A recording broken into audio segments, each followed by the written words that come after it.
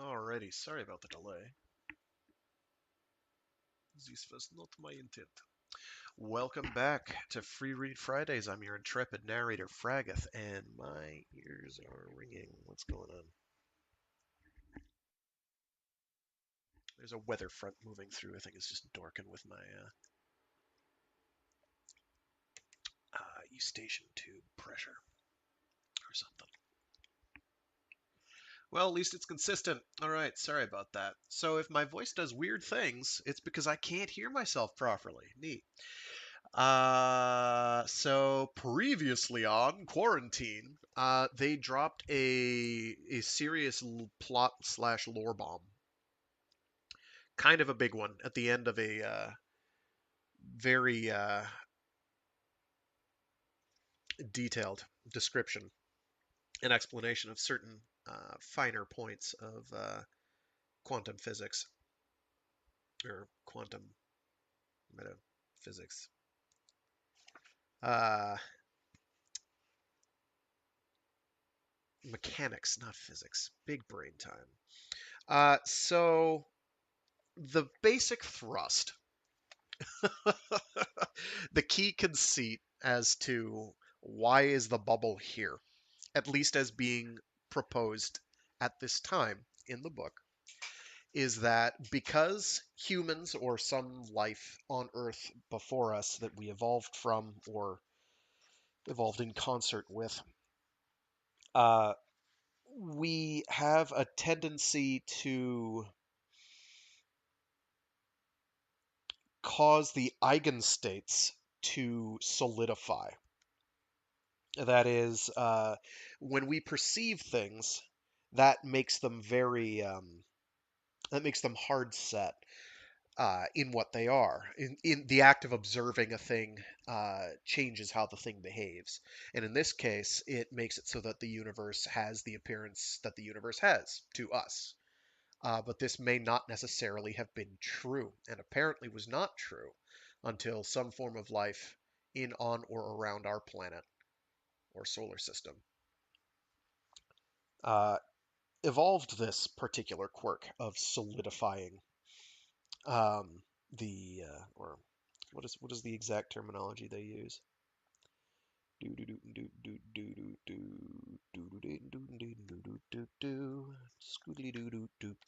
Wrong page.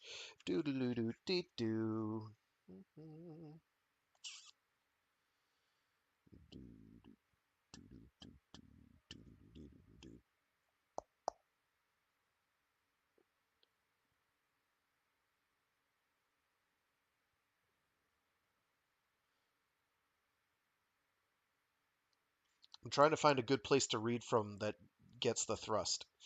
In any case, aliens put the bubble around our solar system because we were fucking it up for the rest of everybody. The entire rest of the universe, we were ruining it for. Um, we were literally annihilating possibilities. Here we go.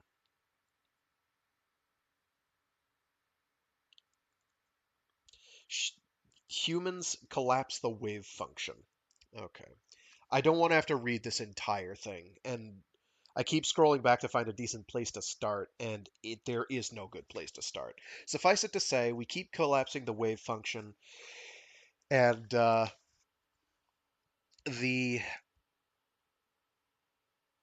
scientific research, the brain mod that Pokwai has, the woman scientist that our protagonist has been assigned to guard now that he's had his priorities annexed, reorganized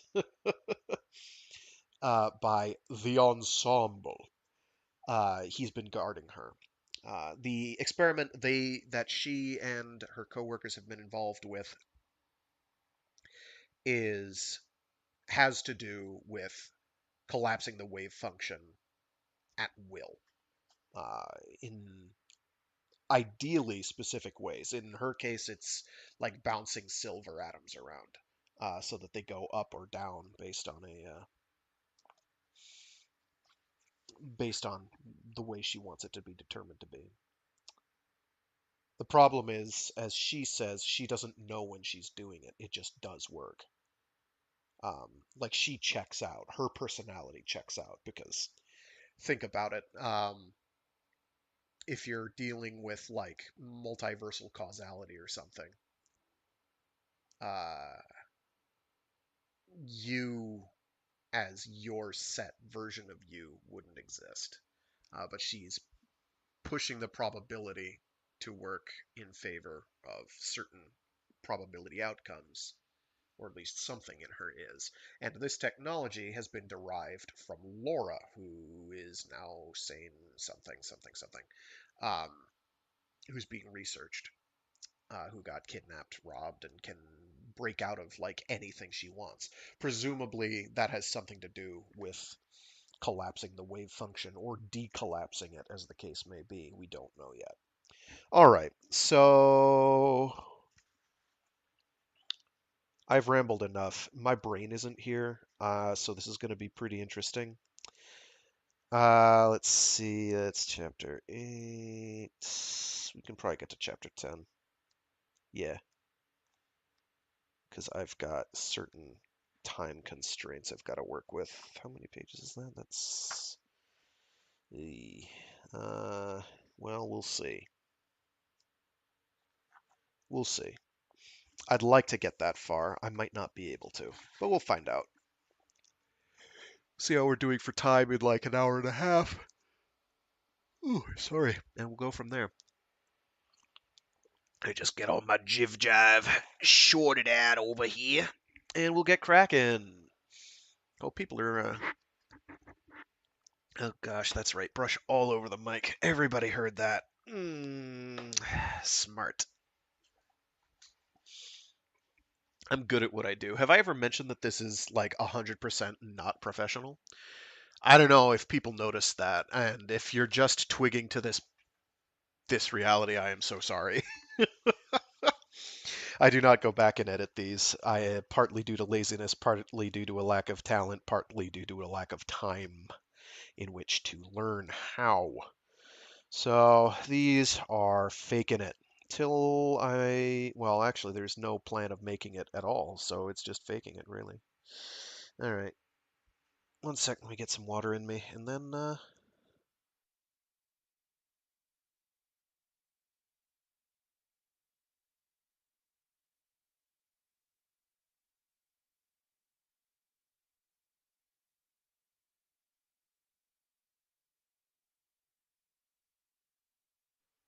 Chapter 8. After a morning in the Silver Room, confirming that the previous night's results were no fluke, Po Kwai is given a fortnight to rest while preparations are made for the next phase of the experiment. Being confined to the building doesn't seem to bother her. She spends most of her time reading. "It's what I'd be doing anyway," she says, "and if I can forget that I don't have any choice, the whole situation is perfect. Peace and quiet, and reliable air conditioning. That's my idea of heaven." Give me a couple of months and I'll be right there with her. The chant vanishes from my dreams. P3 functions perfectly. Karen does not return. I ask Li Hing Chung, circumspectly, about his own mods. It turns out that he has only Sentinel, Metadossier, and RedNet, and apart from the original problem during the atom experiments, he's had no trouble with any of them. My predetermination to... Whoops. Predetermination. Blech. My determination to uncover the cause of my own mod's erratic performance fades. I can't see the point in presenting myself to a doctor or neurotechnician when I have no symptoms, and I'm reluctant to risk disclosing the fact that I have a loyalty mod to people who aren't meant to know. I promise myself to seek help at the first sign of dysfunction, but as each day passes with no relapse, the hope that the problem has cured itself seems less and less unreasonable. Having feared some ingenious but ultimately mundane explanation for Laura's telekinesis, having dreaded the burden of one more contradiction, one more disparity between my feelings about the ensemble and the truth about its activities, Po Kwai's revelations are more than I could have hoped for. The ensemble is probing the deepest questions of the nature of reality, the nature of humanity, and possibly the reasons for the bubble as well. It fills me with shame to recall that I seriously entertained the notion that the sole purpose of this grand alliance might have been the grubby exploitation of Laura's escapological skills. I can't believe I did that without having read the word first. I should have known it was something higher. Escapological. I cannot believe I read that right. Basically blind. I'm good. I don't care what they say. I don't care what they write about me on the bathroom wall. I really don't, actually. They don't have my real phone number anyway. But if it had been grubby exploitation after all, the ensemble would have remained the most important thing in my life. The loyalty mod guarantees that. Fearing disillusionment and rejoicing in the affirmation of my faith are equally absurd. I spin this observation in my head, but it leads nowhere. I find Po Kwai's staggering contention that life on Earth might be intrinsically inimical to the rest of the universe equally intractable. The notion that humanity is, or was, part of a kind of cosmic necrosis, depleting the universe of possibilities, committing inadvertent genocide on a scale beyond comprehension, is easy enough to hold in the mind, to state as an isolated abstract proposition, but impossible to pursue. My sense of horror rapidly gives way to disbelief. I feel like I've been led through one of those bogus mathematical proofs which claim to demonstrate that 1 is equal to 0. I back out of this mental cul-de-sac and hunt for a flaw in the argument. When I come on duty in the late afternoon, Po Kwai breaks off her reading, and we resume the debate. I say, "You've admitted, yourself, it's ludicrously geocentric." She shrugs. "Only if we were the first. Maybe we weren't. Maybe it happened on 1,000 other planets, a billion years before it happened on Earth. I don't expect we'll ever know. But having pinned down the parts of the human brain which collapse the wave function, what would be geocentric would be assuming that every other sentient creature in the universe does exactly the same thing." But I'm not convinced that you have pinned it down. You haven't proved conclusively that you're not still collapsing the wave. You've only shown that the mod intervenes before the collapse, whatever causes it. Maybe one of the old theories is right after all. Maybe the wave collapses whenever the system gets large enough. But the mod manages to act on a length scale just below the critical size. It squeezes in its interference trick at the last opportunity. Then what about the parts of the brain that the mod disables? What's going on there? I don't know.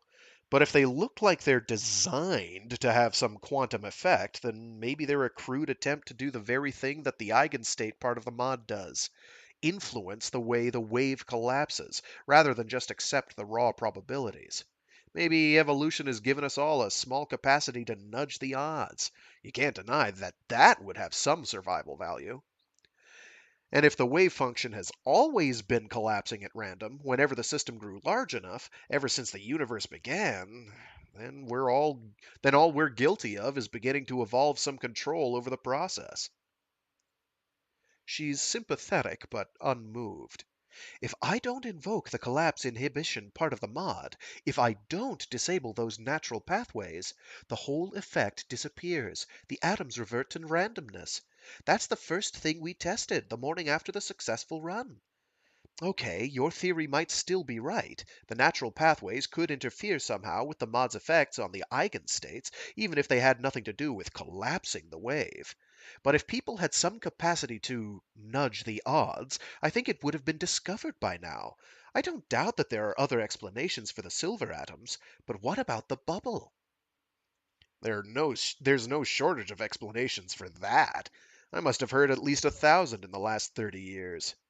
And how many did you think made sense? None, to be honest. But how much sense does this one make? If the bubble makers were so vulnerable to our observations, how could they have survived for so long? How far out could telescopes see before the bubble? Billions of light years. Yes, but we don't know what kind of damage, what degree of observation they could tolerate. When the universe was When the universe was totally uncollapsed, maybe there were forms of life which relied on virtually all of that diversity. Forms of life in which each individual was spread out across a large part of the entire span of eigenstates, occupying an enormous range of what we'd consider to be mutually exclusive possibilities. The first collapse, for them, would have been like taking a thin slice out of a human's body and throwing all the rest away. So, how have the bubble makers survived? By being very thin to start with? Exactly! They must require a much narrower range of states. Maybe, for them, the effect was more like a deep ocean being made shallow. We may have observed galaxies billions of light years away, but we haven't even collapsed the solar system down to the last fragment of meteor dust. Planetary systems of distant stars would still have had a lot of freedom. And maybe an individual bubble maker could survive just about anything, short of a face-to-face confrontation with a human being. But increasingly accurate human astronomy was depleting the wave function, draining the ocean, to such a degree that constructing the bubble to keep us from making things worse was the only way they could preserve their civilization. I don't know. She laughs. I don't know either. And the whole point of the bubble is that we never will know. I have other theories, though, if you don't like that one. Maybe the bubble makers are made of cold, dark matter, axions, or some other weakly interacting particle which we've never been able to detect with much efficiency. If that were the case, we might have done them relatively little harm. But they decided that our technology was getting uncomfortably close to the point where it could start to affect them. There were plenty of astronomers searching for cold dark matter in the 20s and early 30s, and their equipment was becoming a little more sensitive and a little more accurate every year. Maybe we have them to blame. The abstractions can be put aside. Pressing my way through the streets, the idea that the crowd around me is collectively keeping the city from dissolving into a fog of simultaneous possibilities seems not so much unbelievable as patently irrelevant. Whatever elaborate and grotesquely counterintuitive underpinnings there might be to familiar reality, it stubbornly continues to be familiar. When Rutherford showed that atoms were mostly empty space, did the ground become any less solid? The truth itself changes nothing. What I can't put aside is the fact that the ensemble is doing bubble science, and it makes no difference whether or not their hypothesis is correct. It's the idea that counts. The layers of security, the bodyguards for the volunteers, have nothing to do with any fear of commercial competition. The ensemble has precisely one enemy: the children of the abyss.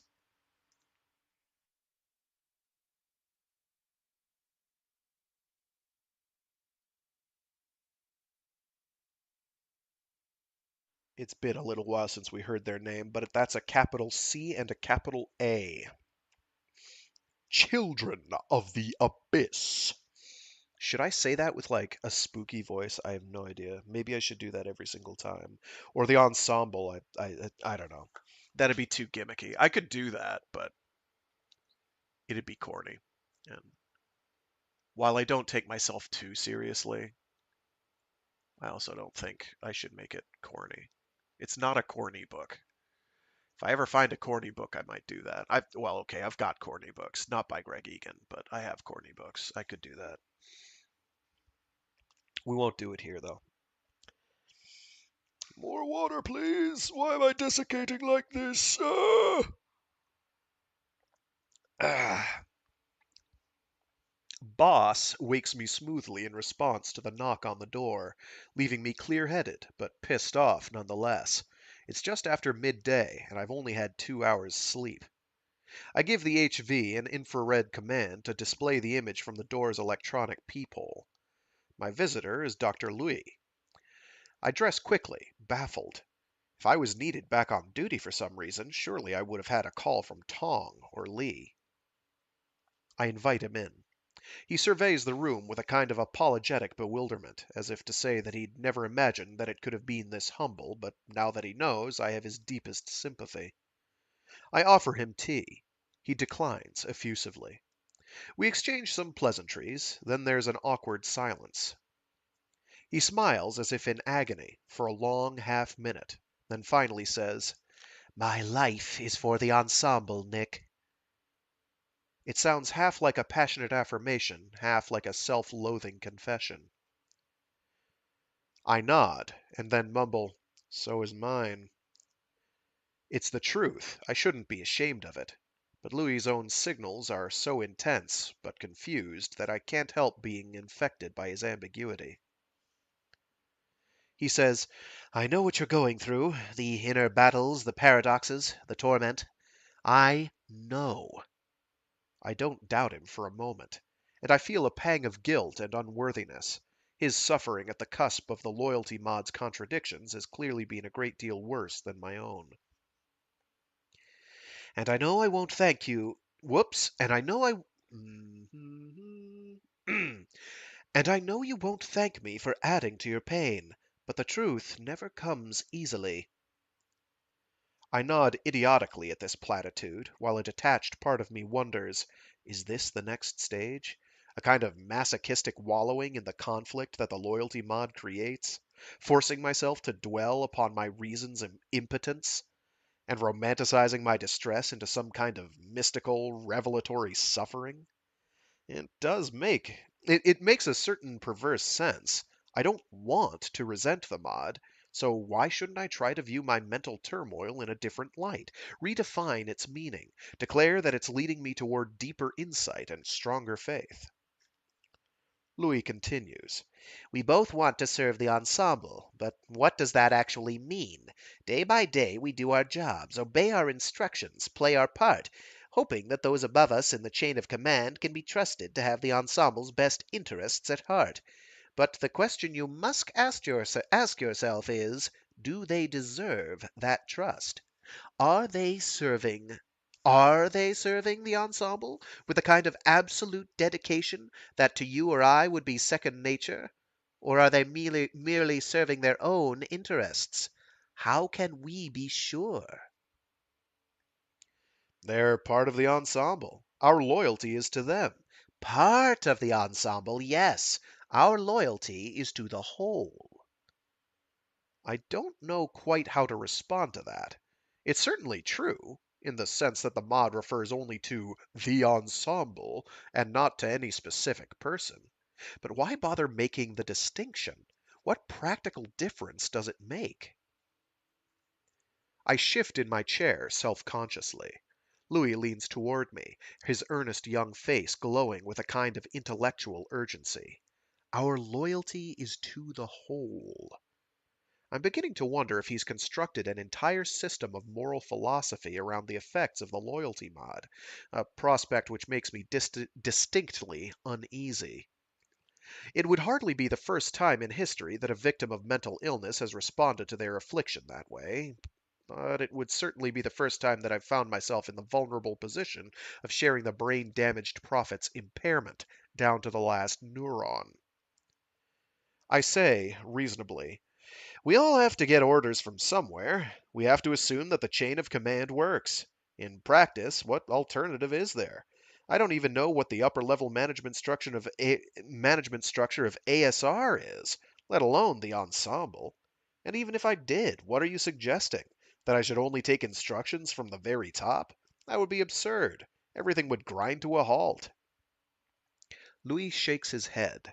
I'm not saying that at all. Take your instructions from the top. There's more than one top. Wei Pai Ling owns BDI, yes. I frown and begin to disclaim any knowledge of the man, or the acronym, but Louis says impatiently, I know precisely how you joined us. There's no point wasting your breath. Wei owns BDI. But what makes you think he's in control of everything else? He has some limited influence over the other participants in NHK, but very little clout elsewhere. Did you think BDI found Laura Andrews? I suppose a hacking group in Seoul found her, working through a mountain of stolen data on breaches of security in international service institutions for another client altogether.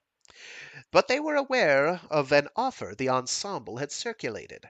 Good money for data fitting certain patterns, so they passed the information on. Patterns? What patterns? I haven't been able to find that out yet. Unexplained breakouts? I thought the ensemble was formed after BDI stumbled onto Laura, but you're saying the ensemble already existed, and they were actively looking for someone like her? Yes, but how could they have suspected? I don't know, but that's beside the point. The question is, where should your allegiance lie? Globally, Way's faction is in a minority. He had to bargain very hard to have BDI do the scanning of Laura Andrews, even though it was the closest appropriate facility. In the end, it was really only NHK's regulatory vacuum that tipped the balance in his favor. Most other countries police the relevant technology too tightly. But if a certain piece of legislation hadn't been passed in Argentina, well, you and I might not even have been employed. So what? So what? I never assumed that Way was in charge. The ensemble is an alliance of different factions. Why should that worry me? If they can live with each other's differences, why can't I? Because your loyalty is to the ensemble, not to whichever faction happens to have maneuvered itself into power. What if the alliance changes? What if it fragments and reforms with new goals, new priorities? Or fragments and doesn't reform? To whom would you owe your loyalty then? Which splinter group would you fight for if it came to that? I start to say something dismissive, but I catch myself. The ensemble is the most important thing in my life. I can't just shrug off questions like this, as if they weren't my concern. But, I say, what can it actually mean to be loyal to the ensemble as a whole, if not to be loyal to the faction in power? It's a good enough principle for governments.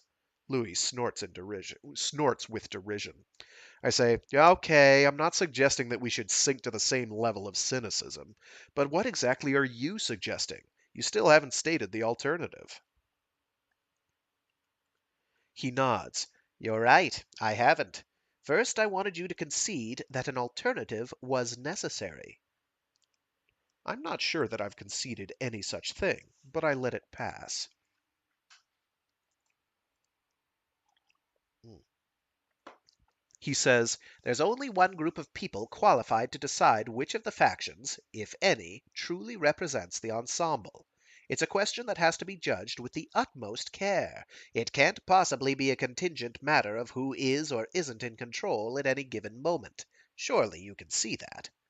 I nod reluctantly. But what group of people? Those of us with loyalty mods, of course. I laugh. You and me? You're joking. Not us alone. There are others. But who else can we trust? The loyalty mod is the only guarantee. Anyone without it, wherever they are in the organization, even in the highest echelons, is at risk of confusing the true purpose of the ensemble with their own private interests. For us, that's impossible. Literally, physically impossible. The task of discerning the interests of the ensemble must fall to us. I stare at him.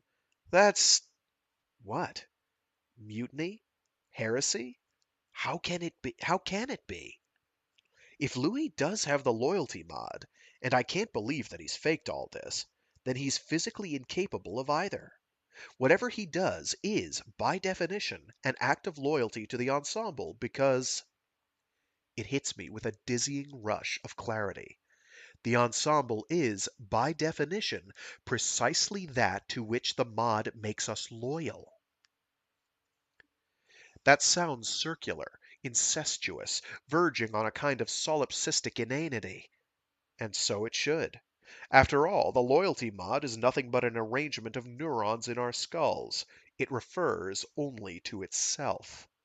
If the ensemble is the most important thing in my life, then the most important thing in my life, whatever that is, must be the ensemble. I can't be mistaken. I can't get it wrong.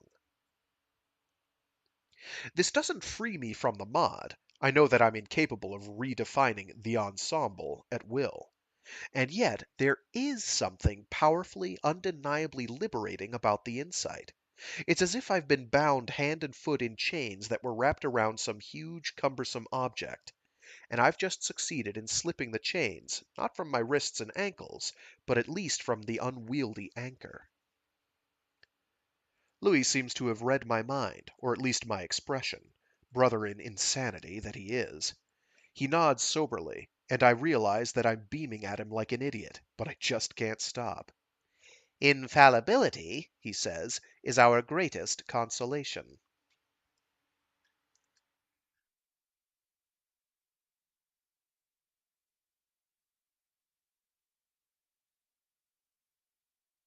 I'd kind of forgotten about this chapter segment, and it is so spookily Philip K. Dick. I love it.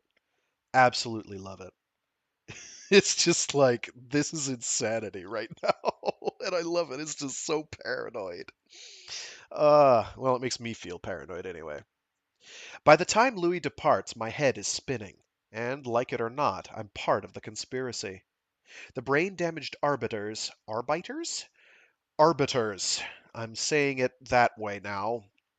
You can say it either way, I think, but I'm going with arbiter. Of the nature of the true the brain damaged arbiters of the nature of the true ensemble call themselves the canon. That's with one N, because of course it is. All have the loyalty mod, but all have succeeded in convincing themselves that the true ensemble to which they owe allegiance is not the organization which goes under that name. What, then, is the true ensemble? Every member of the canon has a different answer. The one thing they agree on is what it isn't. The research alliance which calls itself the ensemble is a counterfeit, a sham. On my own, without Louis to keep propping up this bizarre way of thinking, I find myself wondering if I really have mastered the mental contortions required to sustain it. The ensemble is not the true ensemble. What kind of ridiculous hair-splitting sophistry is that? And yet, if I can somehow believe it, that's enough to make it true. Common sense, everyday logic simply don't come into it. I have no rational reason to be loyal to the ensemble.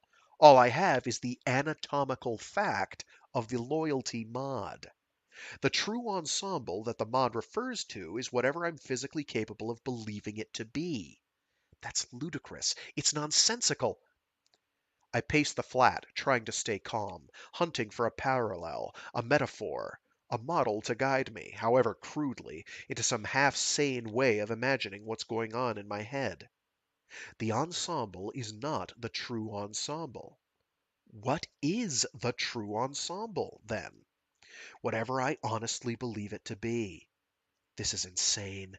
If every member of the canon is free to interpret their allegiance precisely as they choose, as if it were a matter of private conscience, without regard to the existing authority, that's anarchy. And then it finally hits me. I understand how I can make sense of this, how I can explain it to myself. I stop in mid-step and say out loud, "Welcome to the Reformation."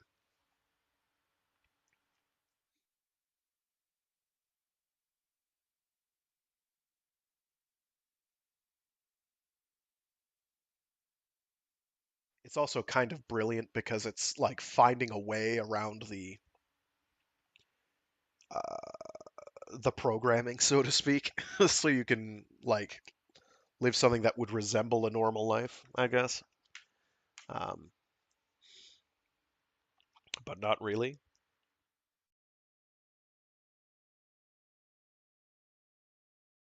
because your neurons are still have still been very badly messed with. My induction into the ranks of the canon is a gradual process. Louis arranges meetings in various locations around the city, with one or two members at a time, some from BDI, some from ASR, some from organizations unnamed. At first, I can't see what justification there could be for taking such risks. We discuss almost nothing that Louis hasn't already disclosed to me, and there'd certainly be far safer ways to introduce me to the canon. Eventually, though, I realize that this personal contact is essential to the cementing of my new loyalties. Only by talking face to face with these people can they convince me, and I them, that we really do share the mod. Of course, the very fact that the members of the canon should wish to meet, to cooperate, to confer at all, is paradoxical. Consensus should be anathema to us. The true ensemble is defined within our individual skulls. No one else's opinion could possibly matter. Having freed ourselves from the lies of the sham ensemble, why shouldn't we each follow our own unique, separately perfect vision? Because alone, divided, we'd have no hope whatsoever of reforming the sham ensemble, of rebuilding it as it should be. United, the prospect is daunting, but not quite unimaginable. My work goes on, as if nothing had changed. The temptation to confide in Po Kwai, to explain everything that I'm going through, and everything that's been concealed from her, is almost overpowering at times. But not when I'm actually in her presence, with P3 granting me limitless self-control. Chen's instructions may no longer compel me to keep silent about Laura and BDI, but the need to protect the canon now takes priority, and I find myself even more guarded with her than before. She seems puzzled by this at first, but then shrugs it off and withdraws into her reading. Our evening discussions of quantum metaphysics and invisible bubble makers come to an end. Primed, this makes no difference to me, but at home each morning, looking back on the featureless hours that I've spent in the stakeout trance, I feel a strange, hollow ache in my chest, and it keeps me from choosing sleep.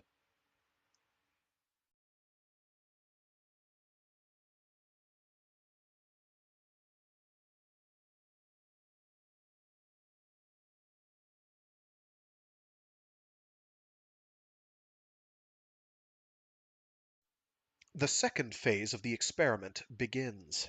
Po Kwai returns to the silver room. To the sil.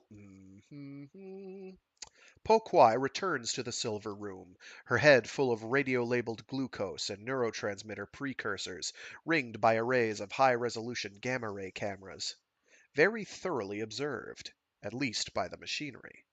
The data gathered by the gamma-ray cameras, though, can be processed in a variety of ways, to reveal, or not to reveal, the operations of various parts of her brain.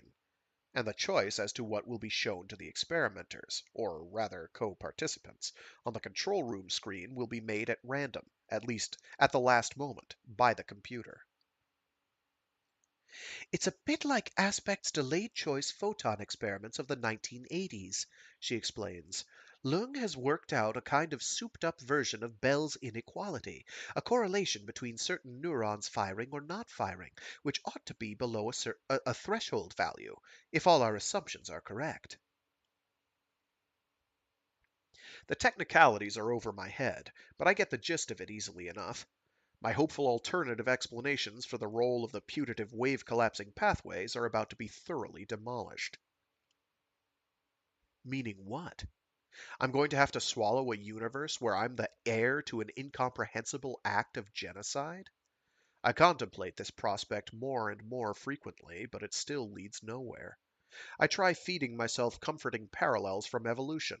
I never felt guilty about the dinosaurs, did I? In fact, if Po Kwai is right, then the dinosaurs might not have even existed, in the sense that modern animals exist, until some mammal came along and made the past definite and unique, collapsing all the countless possibilities into a single evolutionary pathway. It all begins to sound reassuringly like one of those fatuous, entirely untestable metaphysical conjectures. Maybe the universe was created this morning, complete with false memories for everyone, and perfectly faked archaeological, paleontological, geological, and cosmological evidence for events spread over the last 15 billion years. The only trouble is, the heart of Po Kwai's conjecture is testable, and and the unpursuable idea spins on in my head, untouched, unanswered. This time, the silver room is kept soundproof, and if Po Kwai mutters the results to herself as an aid to concentration, we're spared the ordeal of listening to her. Instead, the central console is the means by which Lung, Lui, and Se will collapse selected parts of her brain. I glance at the displays myself, now and then, but the PET scans, neural maps, histograms, and histograms, colorful though they are too cluttered and too cryptic to me to capture my attention, and I have no trouble turning away. I naively expected instant results, but there are flaws to be sorted out in the equipment, in the software, in Pokwai's now rusty command of the mod. No longer awash in the data and unable to decipher the displays, I virtually lose interest while I'm on duty, even shutting out the chatter of the scientists. Primed, this is how it should be. Whatever ruling the canon might eventually make on the worth of these experiments, my present role is perfectly clear. I'm to do the job that the sham ensemble expects of me, as diligently as if my allegiances were unchanged. Off duty, deprimed, I find myself wondering, maybe the canon, just like the bubble, just like the truths of quantum ontology, makes no difference at all in the end. Maybe, in practice, the real and the sham ensembles will never diverge, and the distinction, crucial as it is to the members of the canon, will remain an abstraction. Neither Louis nor anyone else has yet told me what the canon would actually change if it could control the sham ensemble, and my own knowledge of the issues is still too hazy for me to have any firm opinions. I know I believe that Po Kwai ought to be told about Laura, and told about how the mod was designed. But I stop short of doing so, realizing that I'm in no position to predict the consequences. Maybe the canon's only real function is to make our ineffectual heresy seem more tangible to us. Maybe we'll plot and conspire to prove that we're free to plot and conspire. But in the end, it will be nothing but a conspiracy of obedience.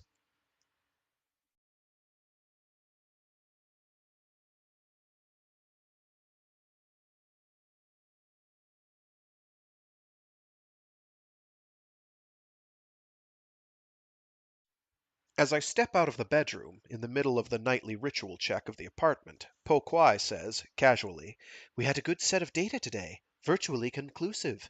Definitely publishable, if I can use that word under the circumstances. I didn't tell you in the restaurant. You see, I'm learning to keep my mouth shut."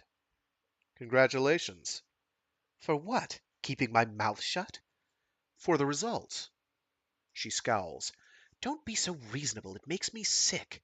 You didn't want us to be right. I don't expect you to slit your wrists, but can't you at least be a little sullen?" "Not on duty." She leans against the door frame, sighing. "Sometimes I really do wonder which of us is the least human, you on duty or me when I'm smeared." "Smeared?" "Uncollapsed, in multiple states. That's what we call it. Smeared." She laughs. "That will be my claim to fame. The first human being in history to smear at will." The opportunity to contradict her, to mention Laura, hangs in the silence, tantalizing for a moment. But the risk of what it could lead to is too great. Which doesn't mean that I can't still probe around the edges. At will, yes. But couldn't someone have suffered neurological damage and lost their ability to collapse the wave? She nods. "Good point. That might well have happened. The thing is, nobody would ever know. Nobody could ever tell. Every time such a person interacted with someone who did collapse the wave, they'd be reduced to a single history, a single set of memories, and they wouldn't even know themselves that anything was different." "But while they were alone?" She says, "I don't know what it means to ask that. I've told you, I end up with just one set of memories myself. The effects prove that I've been smeared, but of course, someone with brain damage wouldn't have the mod's control over the eigenstates, so other people would collapse them according to exactly the same probability distribution that have applied." Let's try this paragraph again. I think I mangled it somewhere along the line or lost track. Mm. We're getting to hard bits again. Again, not having a degree in seriously advanced mathematics is hurting me. a bit here, and I imagine some other listeners. All I can say is I am going to be reading as an epilogue Greg Egan's essay on the matter, as well as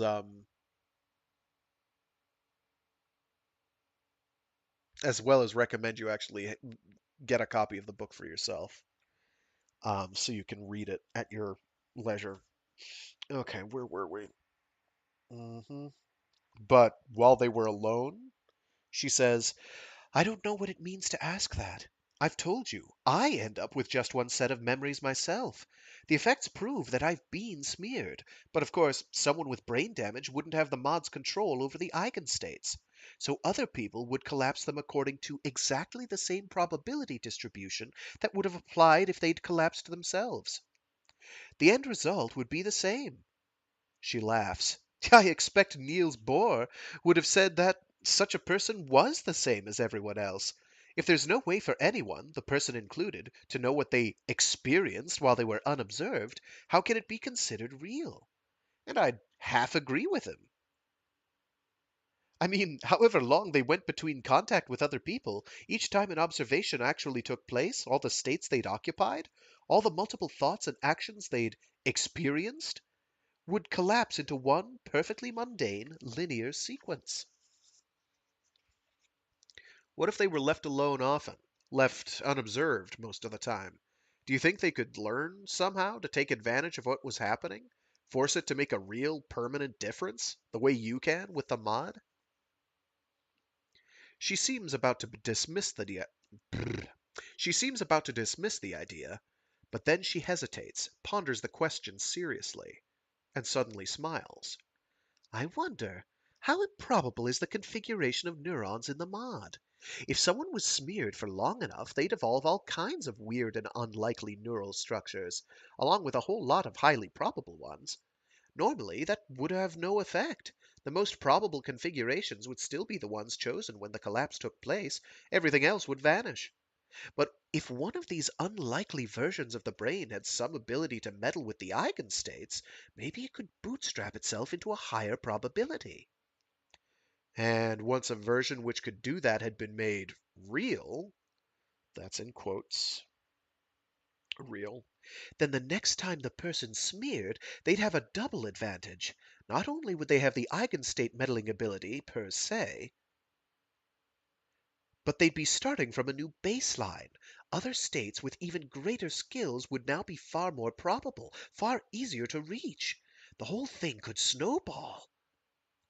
She shakes her head, enchanted. Evolution in a single lifetime. Emergent probability with a vengeance. I love it! So it really could happen?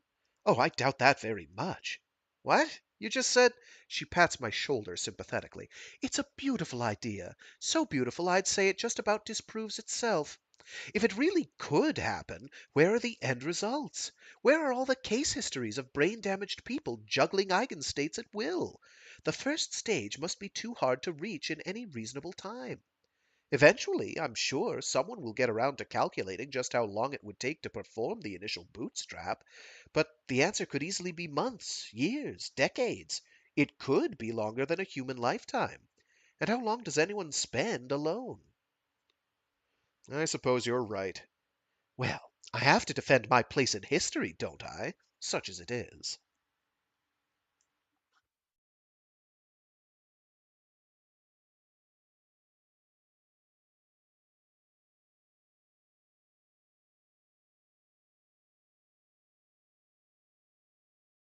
Some food for thought in that last segment.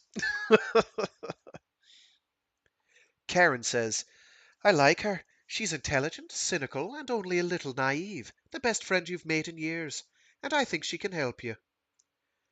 I blink at her and moan softly.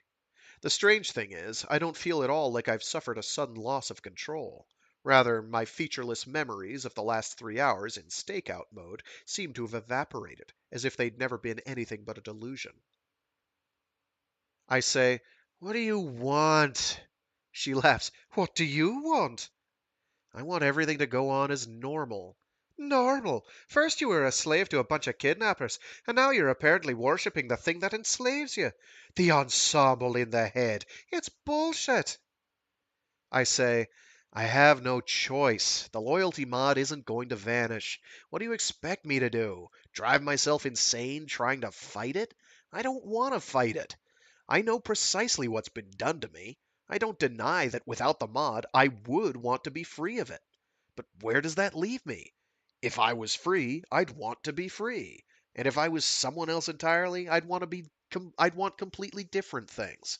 But I'm not, and I don't. It's irrelevant. It's a dead end. It doesn't have to be. What's that supposed to mean?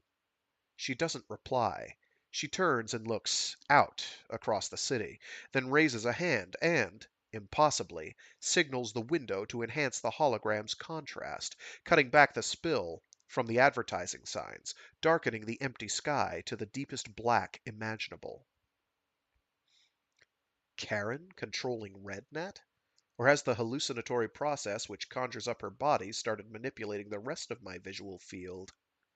I contemplate these equally improbable explanations with equally numb resignation. There's no point hoping any more that this problem will cure itself. The neurotechnicians are going to have to take me apart. I stare at the perfect darkness of the bubble, unwillingly entranced by the sight of it, whatever kind of illusion, contrast enhanced hologram, or pure mental fabrication. Oh, that is a double hyphen. That I misread. I'm sorry. I stare at the perfect darkness of the bubble, unwillingly entranced by the sight of it, whatever kind of illusion, contrast enhanced hologram, or pure mental fabrication, the sight of it is. The sight of it is in quotes. That's kind of the difficulty with this book is there's a lot of things that are in italics and a lot of things that are in quotes, and it's not always easy to express that aloud. It's really easy to get it right in your head, but actually saying it as it's written, much trickier. This is not meant for dumb people. One of the reasons I actually like Greg Egan is as a science fiction writer, he actually makes me feel kind of dumb. And I sort of like that. Not in like a, oh, you just like bad things. No, no, no, no. Like in the sense that, oh man, I can understand more. There are higher planes. I like being challenged occasionally, okay? Jeez. So shoot me. My God, that was a digression. I'm sorry. A faint pinprick of light appears in the blackness. Assuming that it's nothing but a flaw in my vision, I blink and shake my head, but the light stays fixed in the sky. A high, slow-moving satellite just emerged from the Earth's shadow? The point grows brighter, and then another appears close by. I turn to Karen. What are you doing to me? Shh. She takes my hand. Just watch.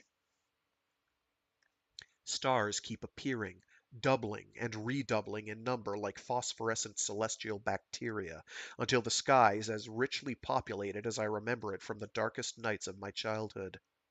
I hunt for familiar constellations, and for a fleeting instant I recognize the saucepan shape of Orion. But it's soon gone, drowned in the multitude of new stars coming into being around it. My eye finds exotic new patterns, but they're as transitory as the rhythms in Po-Kwai's random chant, vanishing the moment they were perceived. The satellite views on Bubble Day, the most baroque space operas of the 40s, never had stars like this. A dazzling tract of light, like an impossibly opulent version of the Milky Way, thickens to the point of solidity, then grows steadily brighter. I whisper, "What are you saying? That the damage we've done can be undone? I don't understand." The band of light explodes, spreading across the sky until the perfect blackness becomes perfect, blinding white. I turn away. Po Kwai cries out. Karen vanishes. I spin back to face the hologram. The sky above the towers of New Hong Kong is empty and gray. I hesitate at the door to the apartment, just listening for a while. I don't want to startle her again, but I have no intention of becoming complacent. Nobody could have reached her without passing me. But what kind of state of but what kind of state was I in, hallucinating cosmic visions, to know who or what might have walked right by me, unseen? The whole episode already seems completely unreal. If not for a lingering vision of the blazing sky, I'd swear that I had a seamless recollection of standing guard in stakeout mode, from the time I bid Po Kwai good night to the instant I heard her scream. As I open the door, she's stepping into the living room, hugging herself. She says dryly, "Well, you're not much use. I could have been murdered in my bed by now." Despite the joke, she seems far more shaken than last time. "Another nightmare?" She nods. "And this time I remember what it was about." I say nothing. She scowls at me. "So stop being a fucking robot and ask me what I dreamed." "What did you dream?" "I dreamed that I lost control of the mod. I dreamed that I smeared. I dreamed that I filled the whole room, the whole apartment. And I don't sleepwalk, you know." Suddenly she starts shivering violently. "What?" She reaches out and grabs me by the arm, leads me down the corridor toward the bedroom. The door is closed. She points me at it bodily, takes a second to catch her breath, then says, "Open it." I try to turn the handle. It doesn't move. "It's locked. That's how paranoid I am. I lock it every night now." "And you woke—" "Outside, halfway up the corridor." She positions herself at the spot, after hitting one 8-digit combination to open the thing and another to lock it behind me. "Did you dream of doing that? Did you dream of operating the lock?" "Oh, no. In the dream, I didn't need to touch the lock. I was already outside the room, inside and outside. I didn't need to move. I just had to strengthen the eigenstate."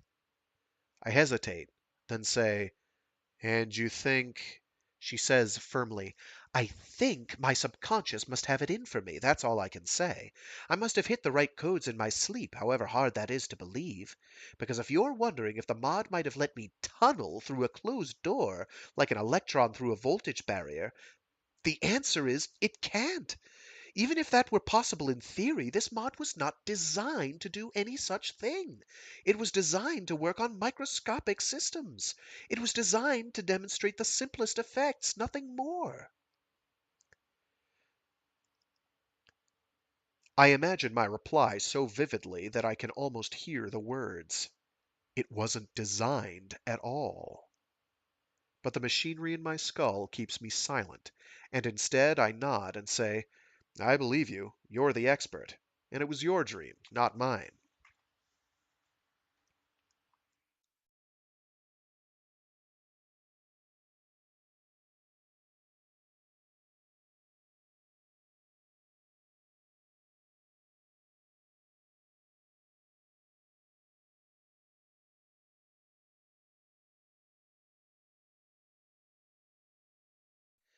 To quote, oh geez, what was that? Space Pirates and Zombies, I think the line is from. And it's like a one-off. It's like a repeated one-off line from NPCs. It's something like, the reactor shielding is failing, and the science is leaking out." Well, the science definitely seems to be leaking out now. Something you'll kind of get in a bunch of the earlier Greg Egan novels is what I like to call a math apocalypse, where the end of the world might be happening due to unfortunate mathematical vagaries. The end of the world as we know it, anyway. All right, moving along.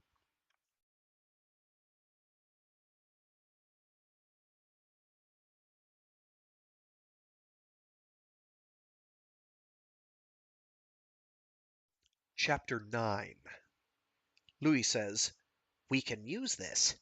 Use it? I don't want to use it. I want to put a stop to it. I want the cannon's blessing to tell Po Kwai exactly what's happening. I want to get the whole thing under control. He frowns. Under control, yes, but you mustn't tell Po Kwai about Laura.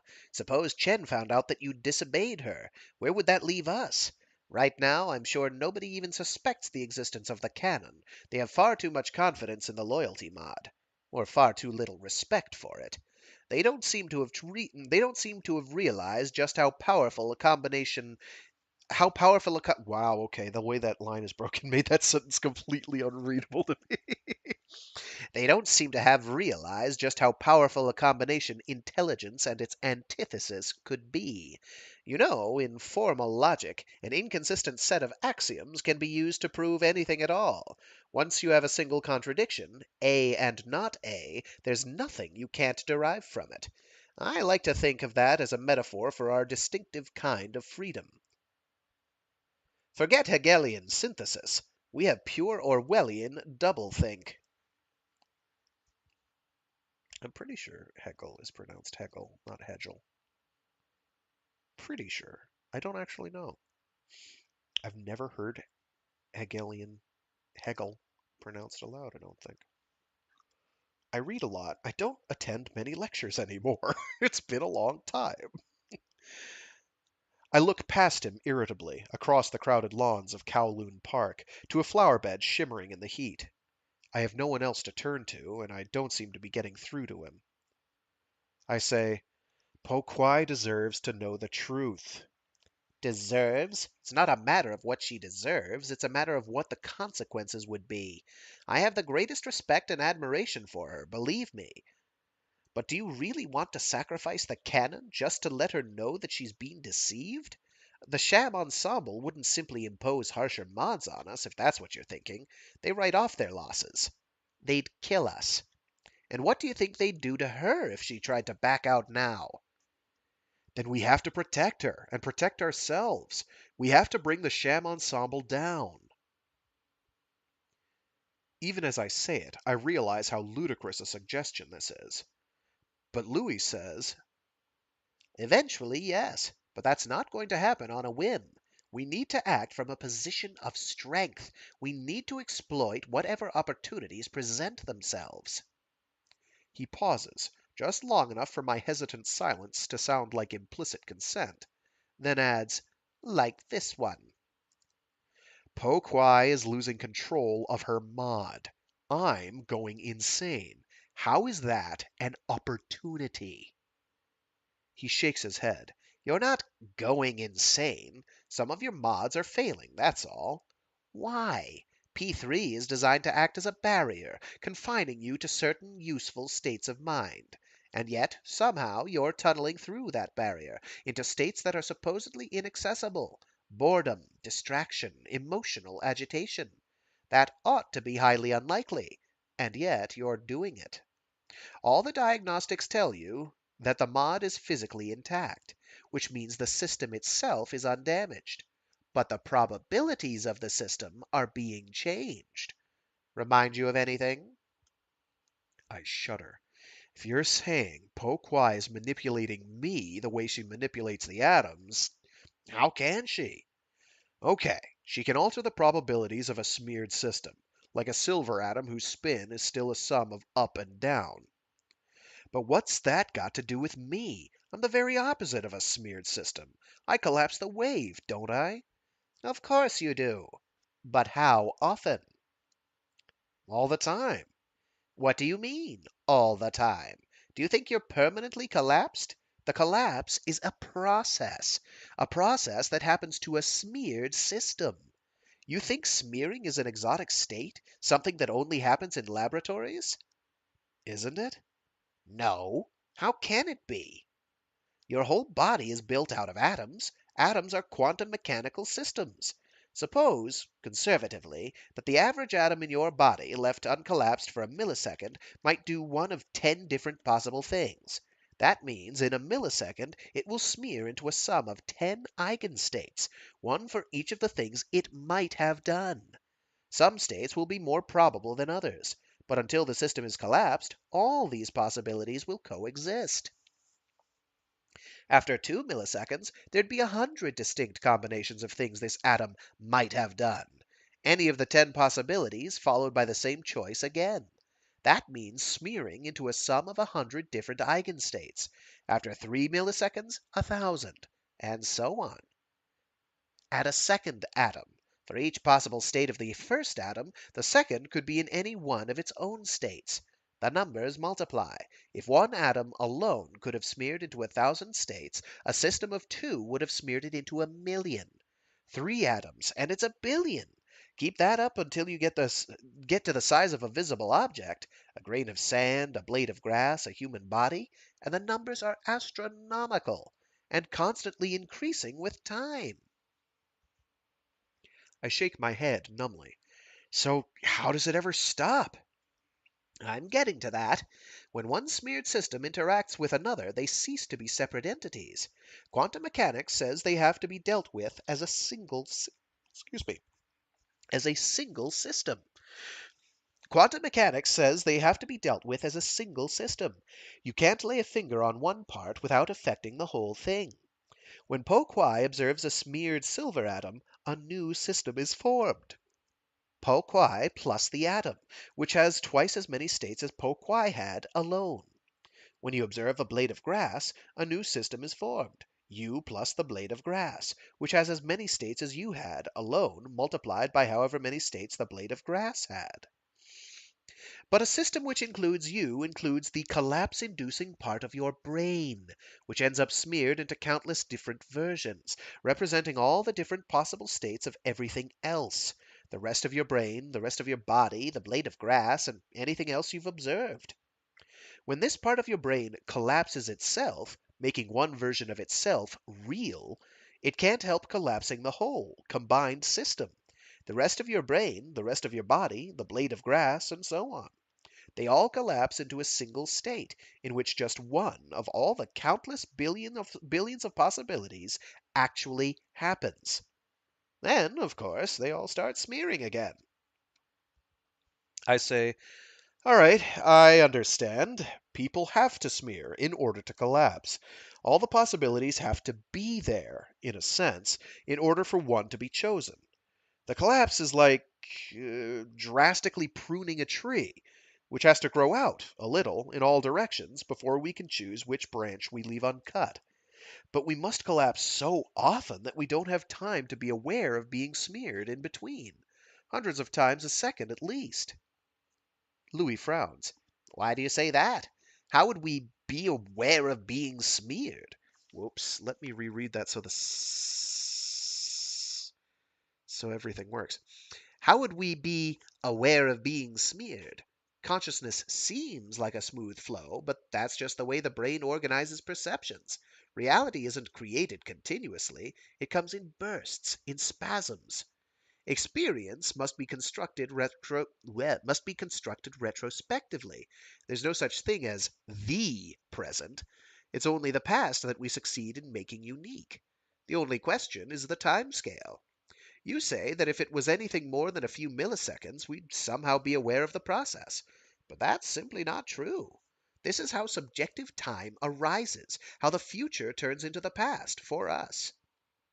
We're in no position to discern how or when it happens. Granted, in the experiments with Po Kwai, when she didn't use the collapse-inhibiting part of the mod, she was unable to influence the eigenstates, but that's no proof of anything. Even if she failed because she collapsed herself plus the atoms before she could change the probabilities, and that's by no means the only explanation, you can't generalize from one person in a laboratory to the whole human race all of the time. Depending on their state of mind, depending on whether they're in groups or alone, people might go for seconds or even minutes between collapsing.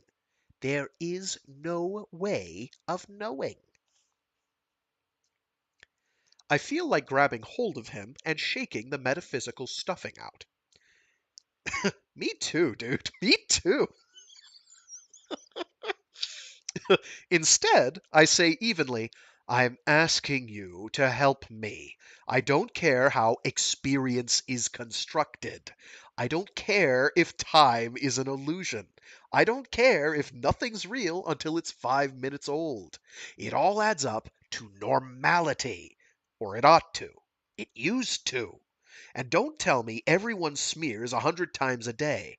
Everyone does not suffer hallucinations, mod failures.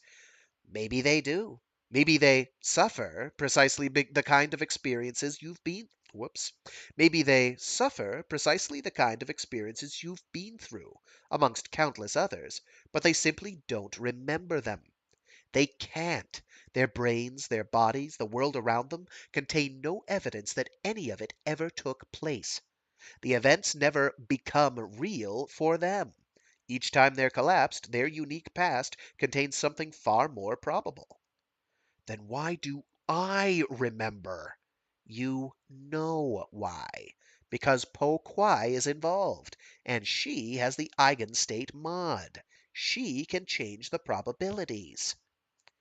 But why would she deprime me? Why would she make Karen appear?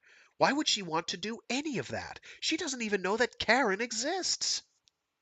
Louis shrugs. I say Po Kwai is involved, and Po Kwai manipulates the probabilities. But what I should say is, the eigenstate mod is involved. I laugh derisively. So now the mod is autonomous? It has goals of its own? It's to blame for depriming me? No, of course not. He waits patiently for a young couple, laughing and kissing, to pass us. An absurd precaution. If the ensemble wanted to know what we were saying, they'd hardly go about it by sending a pair of fake lovers strolling by. I feel a surge of dismay. I'd assumed from the start that the details of the cannon's security measures were being concealed from me, but I'm beginning to wonder if there's anything to conceal. Louis continues. That's Lui. I'm probably mispronouncing it, and I'm sorry if someone is a native Chinese speaker and can tell me. That'd be cool. If anyone is making a conscious choice, it's you. Or rather, the combined system of you and Po Kwai, to be pedantic. But since she's predominantly asleep at the time, I'd say you're the best place to look for motives.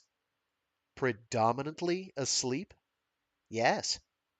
I stop walking and say numbly, she has the mod, but I'm using it? Crudely speaking, yes. When you and Po Kwai smear, you smear into every possible state that either of you could be in, however unlikely. There's no reason why that shouldn't include states where you influence the use of the eigenstate mod. I can't seem to summon up the energy to argue against this preposterous assertion. Common sense has been rendered indefensible, naive, irrelevant.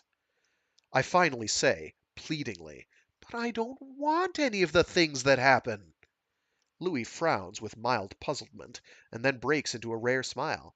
No, of course you don't. But apparently you very easily might. Versions of you who want these things may be unlikely, per se, but once they have access to the eigenstate mod, they can change the whole meaning of what's likely and unlikely. I'm about to reply that, yes, that's exactly it. That's exactly what I need to put a stop to. When he adds, and if you think what you've done so far is astounding, you very easily might do a great deal more in the service of the true ensemble.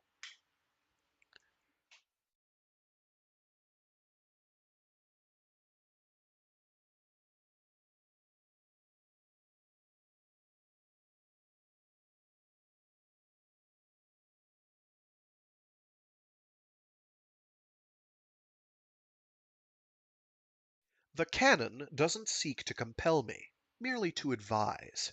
The decision will be mine alone, and I cannot make the wrong choice. But surely the views of others who share the loyalty mod can't be entirely irrelevant? The truth is, the very idea of trying to determine the ensemble's interests by consensus is absurd. And the truth is, nothing could be more terrifying than the prospect of having to make such a judgment alone. I swallow the contradiction easily enough. I think I'm beginning to understand what Louis meant by our distinctive kind of freedom. The mental knot the loyalty mod has created can't ever be untangled, but it can be endlessly deformed. Over a week, meetings are held between members of the canon whose free time overlaps, and at each stage delegates are chosen whose shifts are successively closer to my own.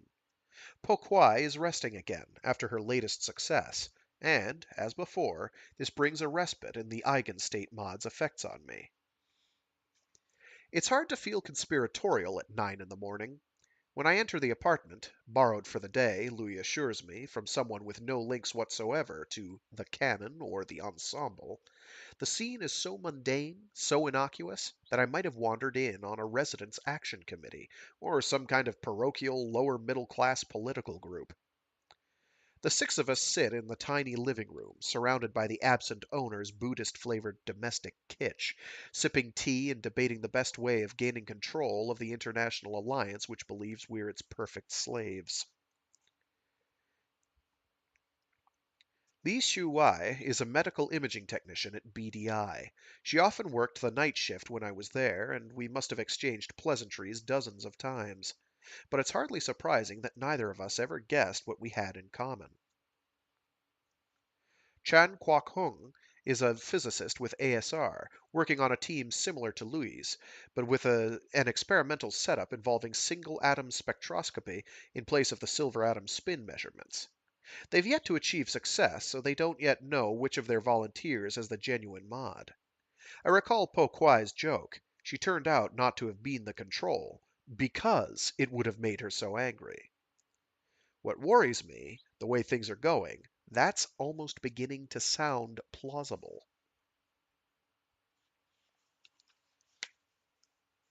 Yuan Tingfu and Yuan Lo Qing are brother and sister, both mathematicians, topologists to be more precise, although I gather even that is a crude generality.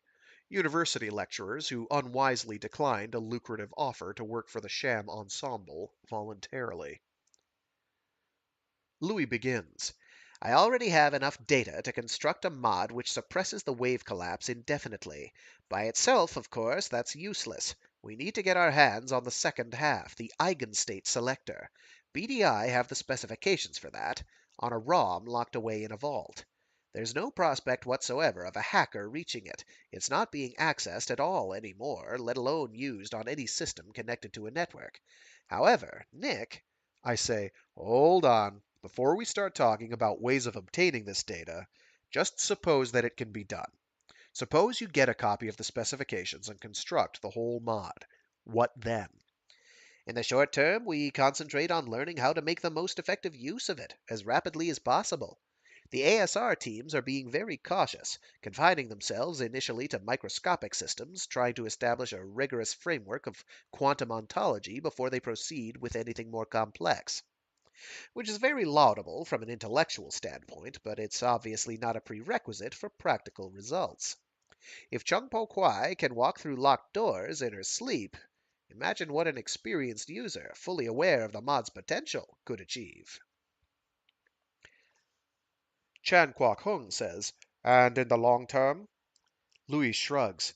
Until we have our own copies of the whole mod, until we've carried out our own experiments to determine precisely what its advantages and shortcomings are, it's premature to discuss a detailed strategy for taking control of the sham ensemble. Li Shuwai says, softly but firmly, which may not even be necessary. With our own independent organization established, why bother trying to reform the sham? Why not simply ignore it? Yuan Lo Qing says, scandalized, the false ensemble is a travesty. Ignore it? It has to be torn down. It has to be obliterated. Oh, wait, I got the twins wrong, the brother and sister wrong. Yuan Lo Qing says, scandalized, the false ensemble is a travesty. Ignore it. It has to be torn down. It has to be obliterated. Her brother says, you think they'll leave us in peace to pursue our own work? You think they'll let us walk away with their secrets? Li Shuai says, no, but we'll be able to defend ourselves if we maintain an edge in using the mod. Better to have no need to defend ourselves. Chan Kwok Hung shakes his head. The sham ensemble may be imperfect, but it's still the template for the true version we perceive. We have to keep it intact, and we have to keep struggling to improve it, bringing it closer to the ideal year by year. The task is ultimately futile, but we have to undertake it for our own peace of mind. Louis says smoothly, "All of these alternatives can be considered, eventually, but if we don't get our own eigenstate mod, there's no hope of achieving anything at all, which is where Nick comes in." He turns to me. So does everyone else.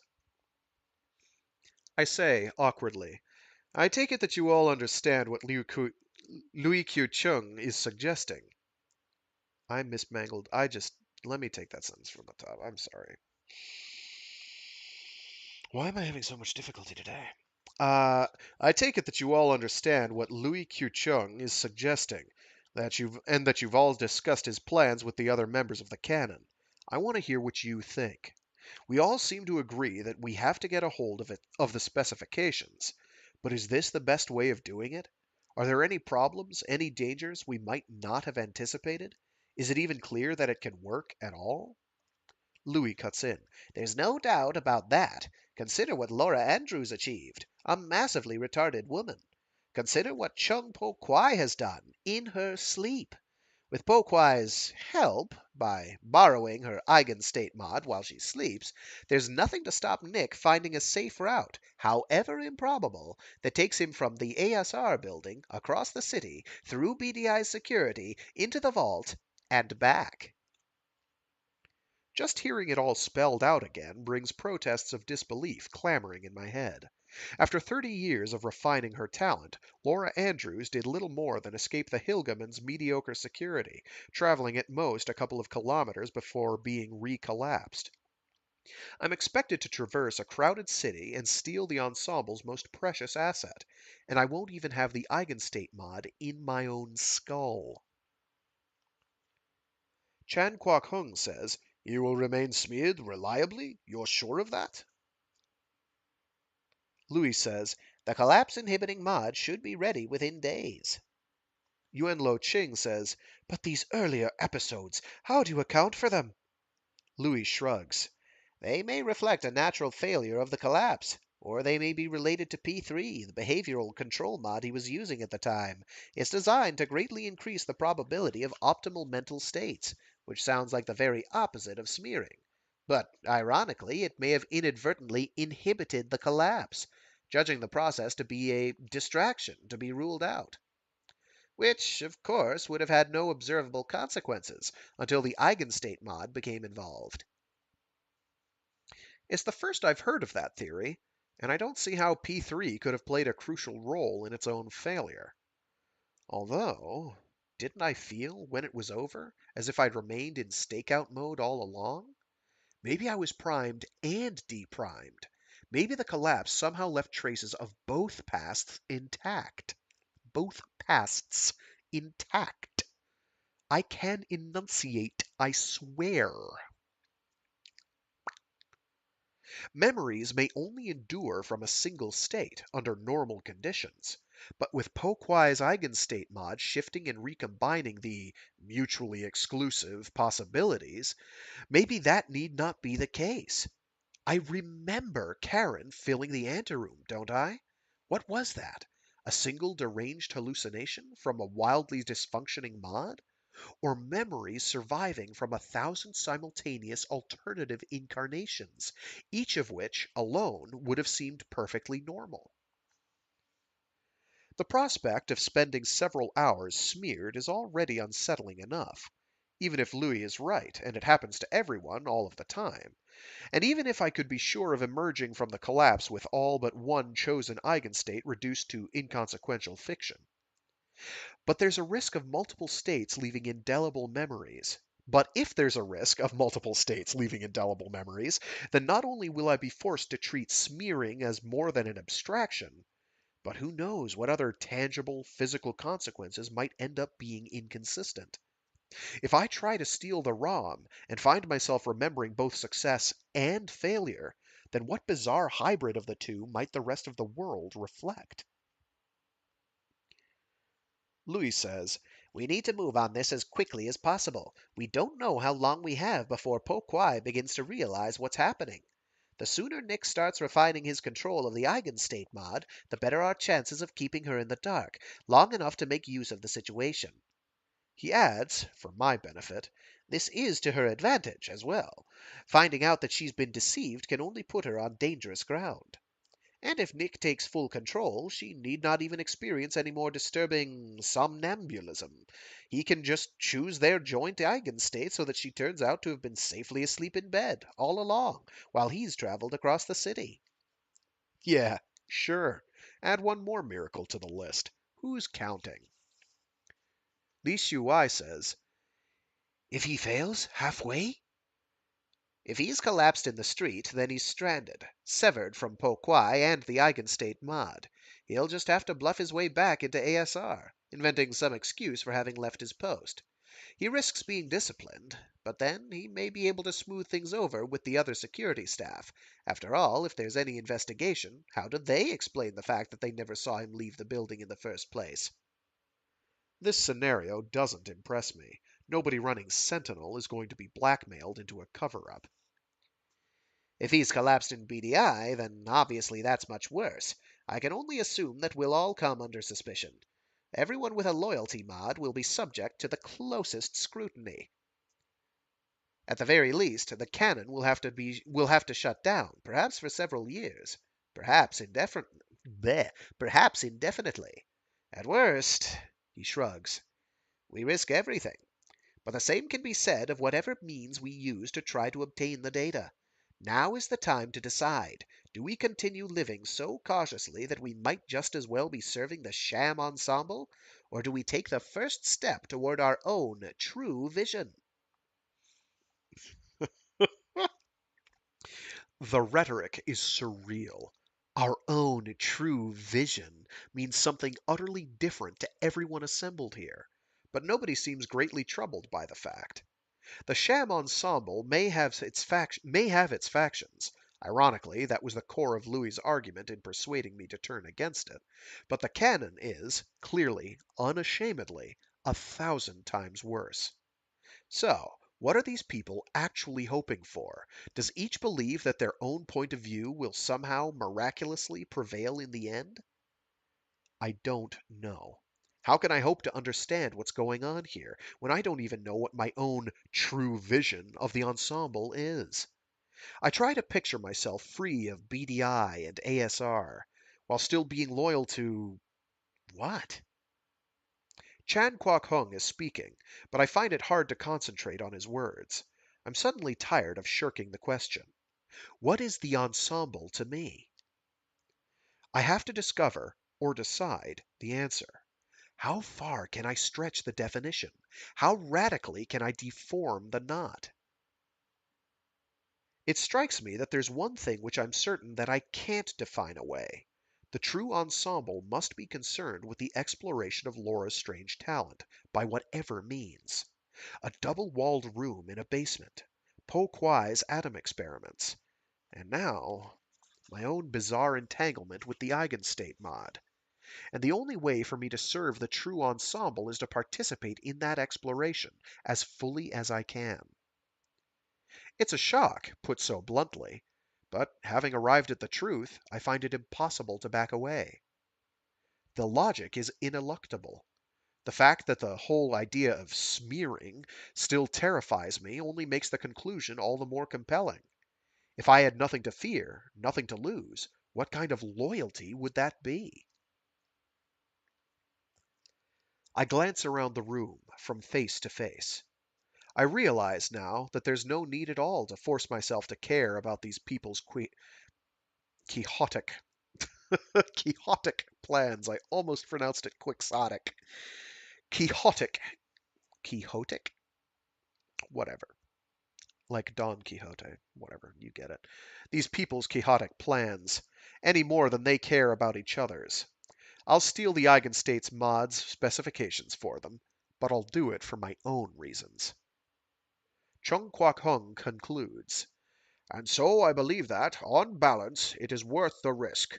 My advice is to go ahead. Louis nods at Yuan Lo Ching.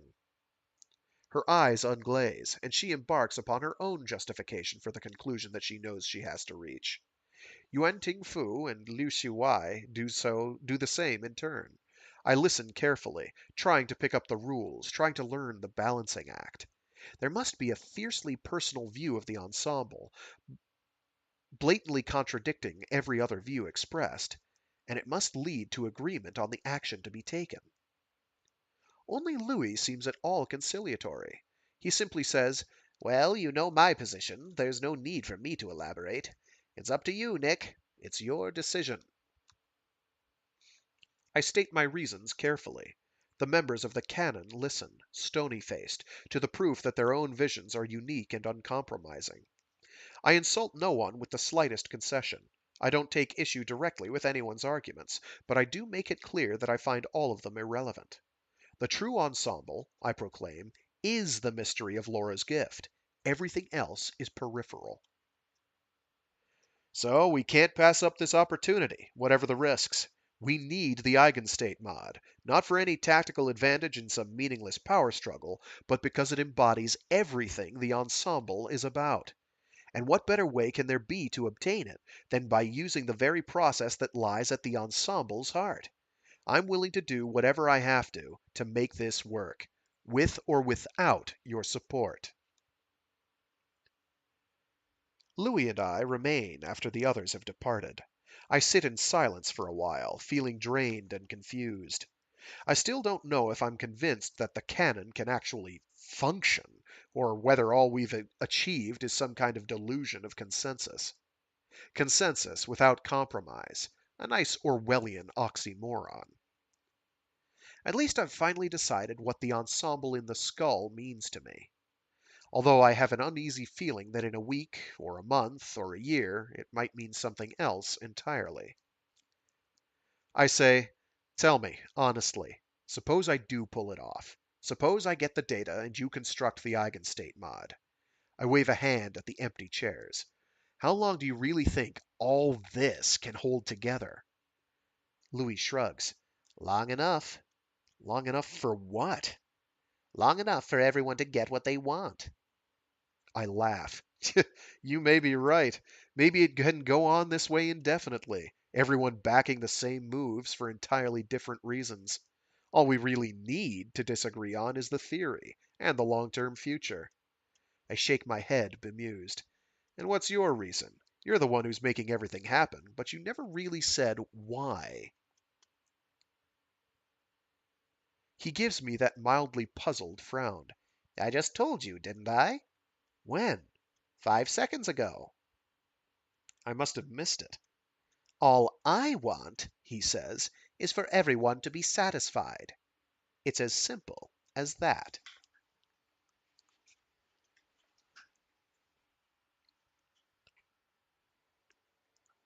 Sorry about the delay in responding to you, Warren Steele. Would the difficulty have to do with having a live audience today?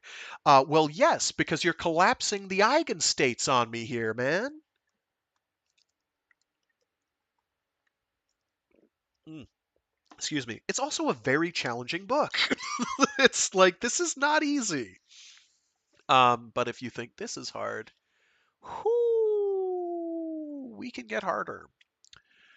Greg Egan has much trickier work.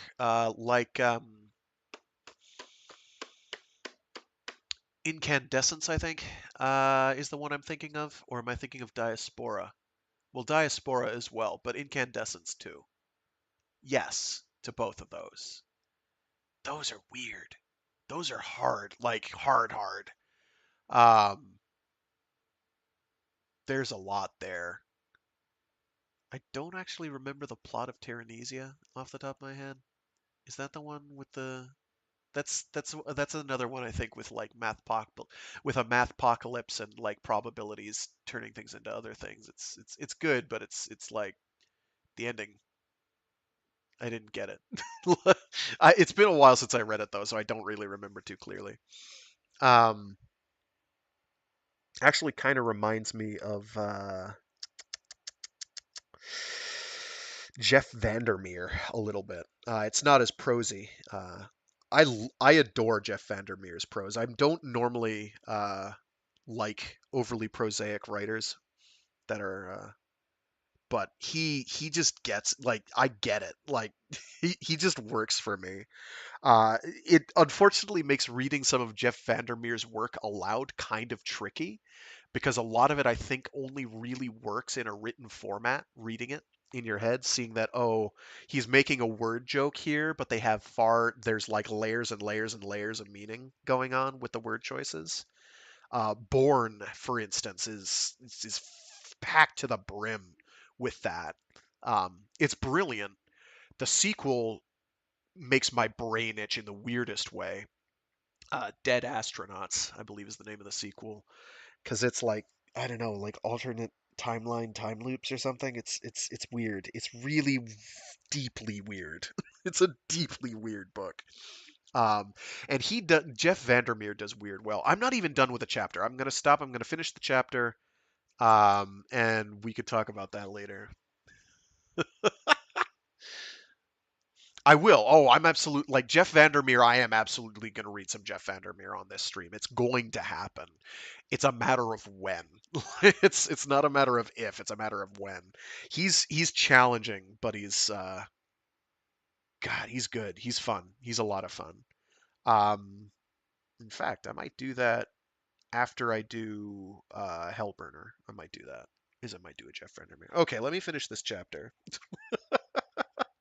Sorry for the digression. I needed to get my brain in order. Uh, 3 days after the meeting, I take a small detour on my way home from the underground. I drop in at a stall which sells down-market consumer pharmaceuticals and nanoware, smart cosmetics, active tattoos, natural sex aids, meaning they act on nerves in the genitals, not the brain, muscle enhancements, painless shortcuts to dysfunctional hypertrophy, and the kind of neural mods that belong in cereal packets. I don't know which backstreet manufacturer Louis employed to create his collapse inhibiting mod, but collecting the finished product from a place like this doesn't exactly fill me with confidence. I quote the order number Louis gave me, and the stall owner hands me a small plastic vial.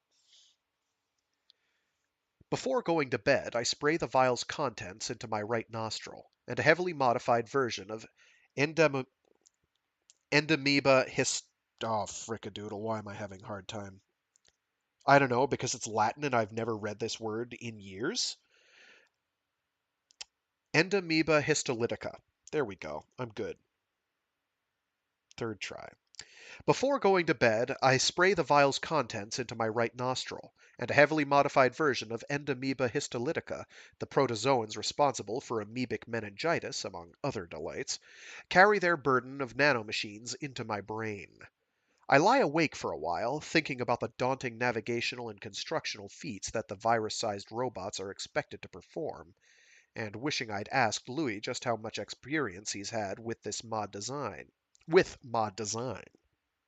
Not this. With mod design in general. For all I know, the manufacturers might have used the most reliable, modern hardware available to build and program the things. But even perfectly constructed nanomachines can do perfectly fatal damage if they're following a design that turns vital brain centers into neural spaghetti. Eventually, I give up worrying. I'm doing all I can to serve the true ensemble, and if I can't find peace in that alone.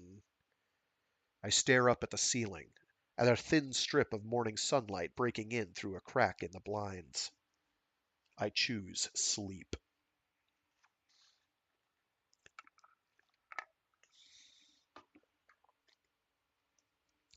Boss wakes me 3 hours early, as requested. Well, I'm not dead, paralyzed, deaf, dumb, or blind. Yet. I run integrity checks on all my other mods, and none of them have been damaged. But then, that's the least likely mistake of all. Neurons that are already part of existing mods are tagged with cell surface proteins which no correctly functioning nanomachine could miss, and are also altered in other ways which would need to be deliberately reversed before they could be stimulated into changing their synaptic connections. Louis gave me no name to invoke, so I have Mind Tools, Axon $249. Perform an inventory. It can't scan my whole skull by any means, but it can send a standard announce yourself request down the intermod neural bus and list the replies it gets back. Wow. But it can send a standard announce yourself request down the intermod neural bus and list the replies it gets back. Only the loyalty mod remains silent, refusing to name itself or even to admit its presence. The collapse inhibiting mod turns out to be camouflaged, hidden inside a cheap and nasty games mod called Hypernova. Virtual Arcade, $99. Hypernova is to von Neumann what, in my childhood, a dedicated games machine was to a personal computer. I flip through its menus and help text. It can be loaded with software from ROMs or online libraries, either through an IR mod like RedNet or the crude old-fashioned way, modulated visible light. I might as well make the camouflage plausible. Nobody has a games mod with nothing in it. I phone Virtual Arcade's library. The current bestseller is an historical wargame for brain-dead weapons fetishists called Basra 91, boasting authentic missile's eye views of genocide. I pass on that and don't download last week's favorite, Meta Chess. Every configuration of pieces generates a unique set of rules. I play the game for a while, losing badly on novice level, trying to invoke all of the mod's facilities in turn, but after 20 minutes I still haven't found the trap door into the real thing. I'm beginning to wonder if some elaborate sequence of commands is necessary, when I realize that there's still one function that I haven't touched. I go back to the downloading menu and bleh. I go back to the downloading menu and invoke the archaic visible light option. Instead of receiving the expected complaint that I'm not staring at an appropriate data source, a new menu appears, bearing only two words, off and on. There's a tick mark besides off. Beside off. That is singular, frag. It makes a big difference. I hesitate, but Sorry, I just dropped my bookmark. And I tried to grab it, and I missed. Uh, I hesitate, but the fucking thing has to be tested sooner or later. And if it's going to malfunction horribly, I'd rather find out about it here and now than in the anteroom of Pokwai's apartment. The distinction between idle visualization and an active command to a mod is hard to describe, but it's as easily mastered and forgotten as the difference between real and imagined actions of the body. Only under stress does it cease to feel like second nature. As I picture the tick mark reappearing beside the word on, I'm acutely aware of the fact that the mental image I'm manipulating is the menu itself. Nothing happens. Nothing changes. Which is exactly as it should be. I hold my hand up before my eyes, and it conspicuously fails to dissolve into a blur of alternatives. The whole room remains as solid, as ordinary as ever. So far as I can judge, my mental state is entirely unaltered, except for a predictable surge of relief to find that I'm still not paralyzed, blind, or detectably insane. Louis might have known what he was doing after all. The mod might even be working. In which case, I am now smeared, even if there are no observable consequences whatsoever.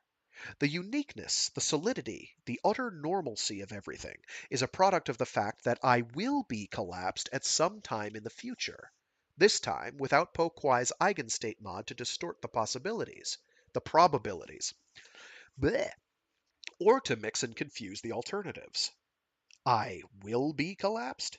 Perhaps it makes more sense to assume that I'm already being collapsed, at a time which only seems to lie in the future, and this whole experience is arising retrospectively from that process. Let's try this paragraph again. Oh boy. Hmm.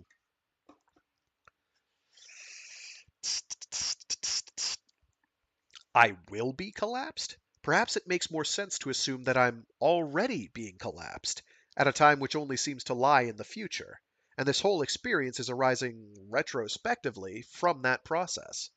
When the spin of an atom is measured, Po Kwai assured me, that is when it becomes definite, not before. I laugh out loud. In spite of everything, Laura's feats of escapology, Po Kwai's success with the atoms, my own impossible mod failures, it's still not real to me. And in spite of the fact that I know that this is the heart of the true ensemble, it still sounds like a load of pretentious, inconsequential, undergraduate philosophical crap. For all I know, I've just installed the Emperor's new mod. I bring back the menu, tick the off switch, and wonder, what about all of the versions of me who didn't just do that? Have they been destroyed by the wave collapsing pathways in my skull, even though half of them may have been scattered around the room or across the city by now? They must have been. Destroyed by me, or destroyed by some other observer. All of them? Forget the collapse inhibiting mod. That changes nothing but the timing. The ordinary course of events must add up to normality. However frequently or infrequently the brain performs the collapse, it must reach out and destroy even the most far-flung, improbable states. If not, then these untouched states would persist indefinitely. There's no point appealing to other observers to clean things up. They'd do the job imperfectly too. If the collapse were not all-consuming, then the single solid branch of reality wouldn't be unique at all. It would lie in the center of a huge void of depleted alternatives, but that void would be finite, and beyond it would lie an infinite thicket of fine branches, the ghosts of improbabilities too remote to have been destroyed. And that's just not the way things are.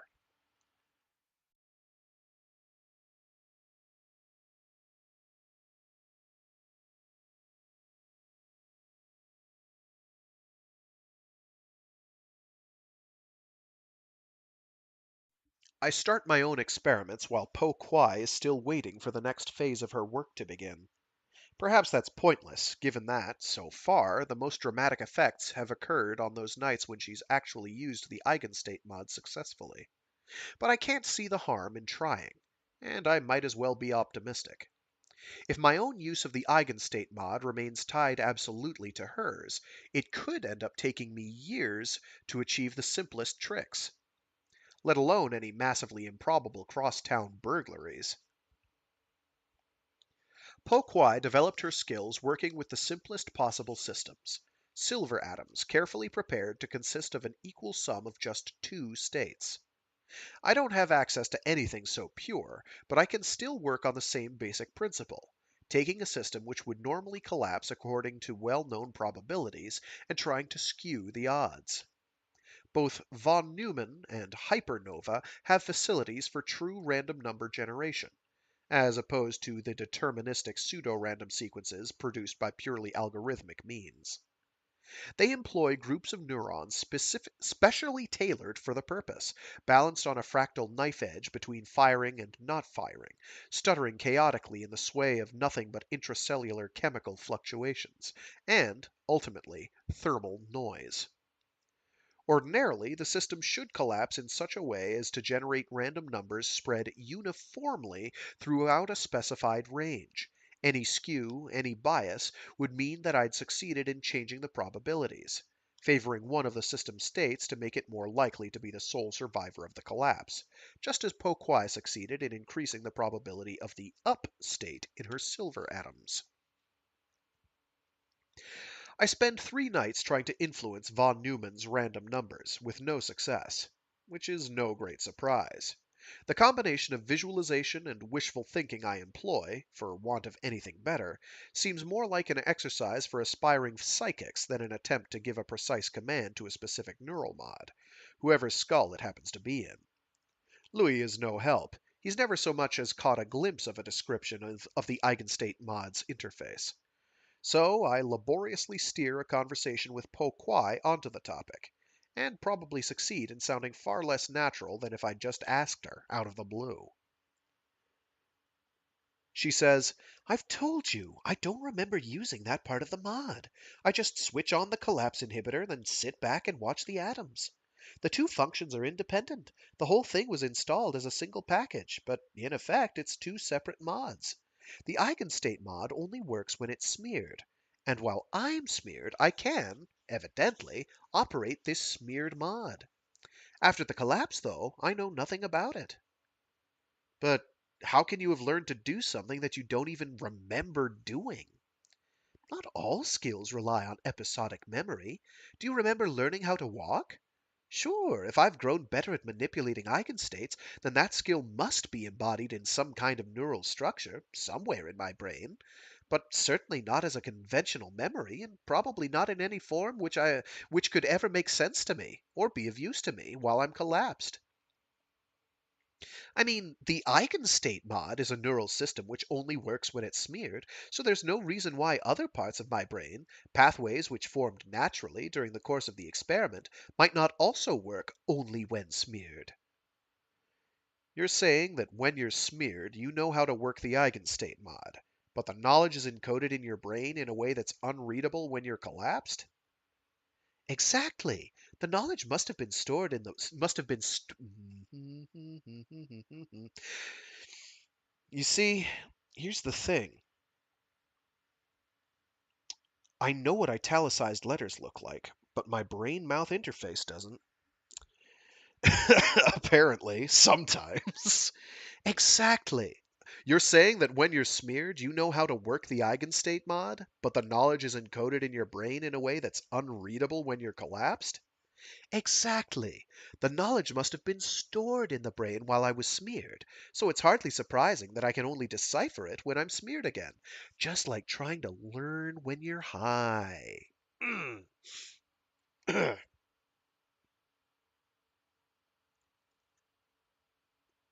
Don't do drugs, kids.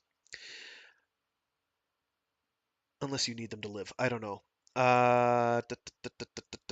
So it's hardly surprising that I can only decipher it when I'm smeared again. But how can information about being smeared survive from one time to the next when the collapse wipes out every last trace of every eigenstate but one? Because it doesn't. That's only true if the eigenstates don't have a chance to interact. And the eigenstate mod means they do interact. There's nothing new, in principle, about smeared systems leaving proof that they've been smeared. Half the critical experiments in early quantum mechanics relied on it. Indelible evidence of multiple states coexisting is more than a century old. Electron diffraction patterns, holograms, any kind of interference effect. You know, the old photographic holograms were made by splitting a laser beam in two, bouncing one beam off the object, then recombining the beams and photographing the interference pattern. What's that got to do with smearing? How do you split a laser beam in two? You point it at a sheet of glass with a very thin coating of silver, angled at 45 degrees to the beam. Half the light is reflected to the side, while the rest passes straight through. But when I say half the light is reflected, I don't mean every second photon is reflected. I mean every individual photon is smeared into an equal sum of a state where it's reflected and a state where it passes straight through. And if you try to observe which path each photon takes, you collapse the system into a single state. And you destroy the interference pattern. You ruin the hologram. But if you let the beams recombine unmolested, giving the two states a chance to interact, then the hologram remains as a tangible, lasting proof that both states existed simultaneously. So, maybe interactions between different versions of my brain can leave some kind of permanent record of the experience being smeared. Of the experience of being smeared. Those words matter. It's two letters. They kind of are important, though. And, at least one extra space. So maybe interactions between different versions of my brain can leave some kind of permanent record of the experience of being smeared. And just as a laser light hologram is an indecipherable mess to the naked eye, bearing no resemblance to the object whatsoever until the image is reconstructed, this information stored in my brain may be incomprehensible to me, but presumably it comprises skills that are useful to the smeared Pokwai. I digest this. Okay, but even if there is this way for the smeared po quai to learn things that you don't know about? What did you actually do to encourage her to learn what you wanted her to learn? Chanting the atom deflections may have helped, but I suspect that just wanting the experiment to work badly enough was all it took. The more I wanted it, the greater the number of versions of me who'd still want it once I was smeared. And so the total smeared po quai must have ended up wanting it too. Anything else would have been highly undemocratic. She says this tongue in cheek, but not entirely. I say, at last, a rigorous definition of seriousness of purpose. When you diverge into multiple selves, how many stick to your stated goal, and how many abandon it? Po Quai laughs. Sure, you could quantify anything at all that way. How do I love thee? Let me count the eigenstates. Ha ha ha. When he wants to be funny, he's funny, okay? I adore you, Greg Egan. So yes, this is basically a stream about how I gush over whoever I'm reading. Whatever book I'm reading at the time is the best book I've ever read. I know that makes me basic or something, but that's not true. That's not true. I have read bad books. They exist. They absolutely exist. They really do. But the books I enjoy are always the best book I've ever read when I'm reading them. So let's go with that. Let's not let's not dwell. Free chocolate. Squandered possibility. Where was I? I got complete. Po Quai laughs. Sure, you could quantify anything at all that way. How do I love thee? Let me count the eigenstates. At home, deprimed, I wonder about my own goals, my own seriousness of purpose. Nothing that happened on the two occasions when I was, noticeably, memorably, smeared was anything that I wanted. And now? I may fervently wish to serve the true ensemble by learning to steal the eigenstate mod, but once I'm smeared, how does the voting go? I've never deluded myself. I've never pretended for a moment that I'd be the same without the loyalty mod. But from what Po Quai has told me about the meaning of the wave function, I'd have assumed that the very fact that the loyalty mod works, reliably, must reflect a high probability for those quantum states in which it keeps on working. Smearing may create some versions of me for whom the loyalty mod has failed, but they ought to be massively outnumbered by versions for whom it still functions. And yet, I deprimed with P3 still running. I saw Karen without invoking her. In both cases, the same argument should apply. The majority should have been backing the status quo. But the status quo was not maintained. So what exactly is going on when I smear in the anteroom and try, or think I try, to sway the random numbers being spat out by von Neumann? Nothing of consequence. Or a virtual war between a billion possible versions of who I might become? Pitched battles for the eigenstate mod, the superweapon, the reality shaper? All I end up knowing about is the subsequent stalemate. But maybe the balance of power is gradually shifting. Maybe there are holograms in my head which record the changing state of play. The thought that there might be versions of me coming into being who act against my wishes, who fight against everything I'm living for, is so repugnant that all I want to do is mock it, dismiss it as absurd. And even if it is true, what can I do about it? How can I make a difference to the outcome of these battles? How can I reinforce the factions which remain in the grip of the loyalty mod, which remain loyal to me? I have no idea. I give up on von Neumann. There's something highly dubious about aiming to influence neurons in my own skull. In a junk market close to my building, I find an electronic dice generator, about the size of a small playing card. The heart of the device is a tiny sealed unit, containing a few micrograms of a positron-emitting isotope, surrounded by two concentric spherical arrays of detector crystals. This setup is immune, the seller's know-it-all hologramic Sproiker assures me. To both natural background radiation and any deliberate attempts to tamper. No external event can be confused with the characteristic pair of gamma rays produced when a positron is annihilated within the device itself. Of course, if the gentleman would prefer a model more amenable to discreet persuasion. I buy the tamper-proof version. The software can produce any desired combination of polyhedra. I select the traditional pair of cubes and spend an hour testing the thing. There's no trace of bias.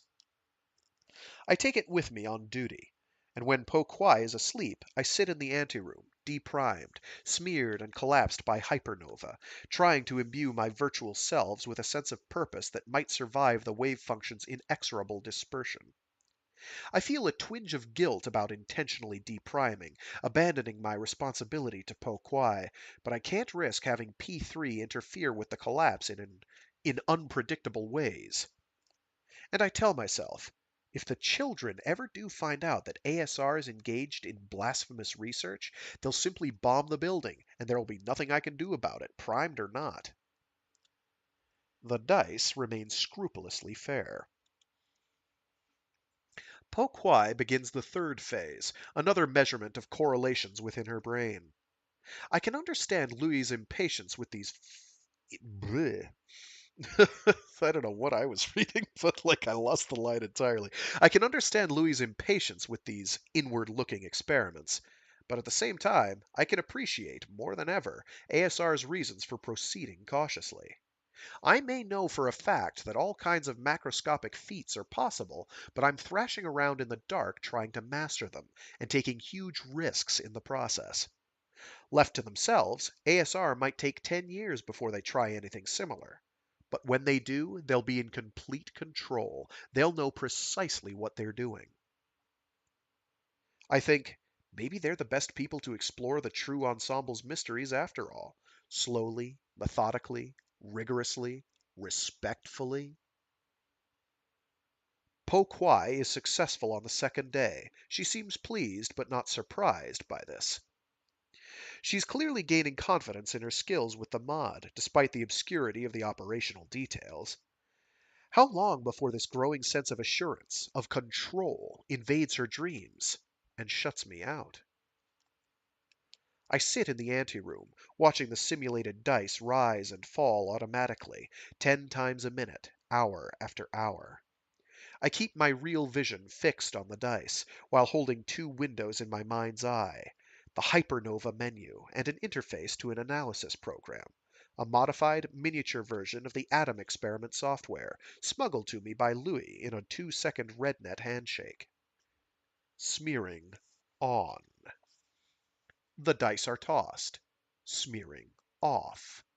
Enter results. Primed, I could do this indefinitely, without the slightest change in mood. Deprimed, I slide from bursts of enthusiasm into gray tedium, then screaming boredom, then stretches of merciful automatism, from which I emerge more frustrated than ever. All of which may be helpful. Whatever my differences upon smearing, it's hard to believe that I'm not unanimous in wishing to cut short this mind-numbing procedure, and the only way to do that is by succeeding. Or is it? I can hold my virtual selves to ransom only if, after each collapse, I remain in control. And the truth is, I have no way of knowing what the eigenstate mod will be used for. To choose the state of the dice, or to choose my own state of mind. At the next collapse, I might find that a state has been selected in which I've simply given up on the experiment, or given up on the true ensemble. Every time I smear, all the rules of the game are being thrown into the air, alongside the dice. I can only hope that they're harder to sway. I pocket the dice generator seconds before Li Hing Chung arrives to relieve me. The program in my head, running much more slowly under von Neumann than it would on any decent hardware, scours the accumulated data with ever more sophisticated and obscure tests in the hope of detecting an effect, but spits out its final, unsurprising conclusion as I step off the homebound train. Null hypothesis unchallenged.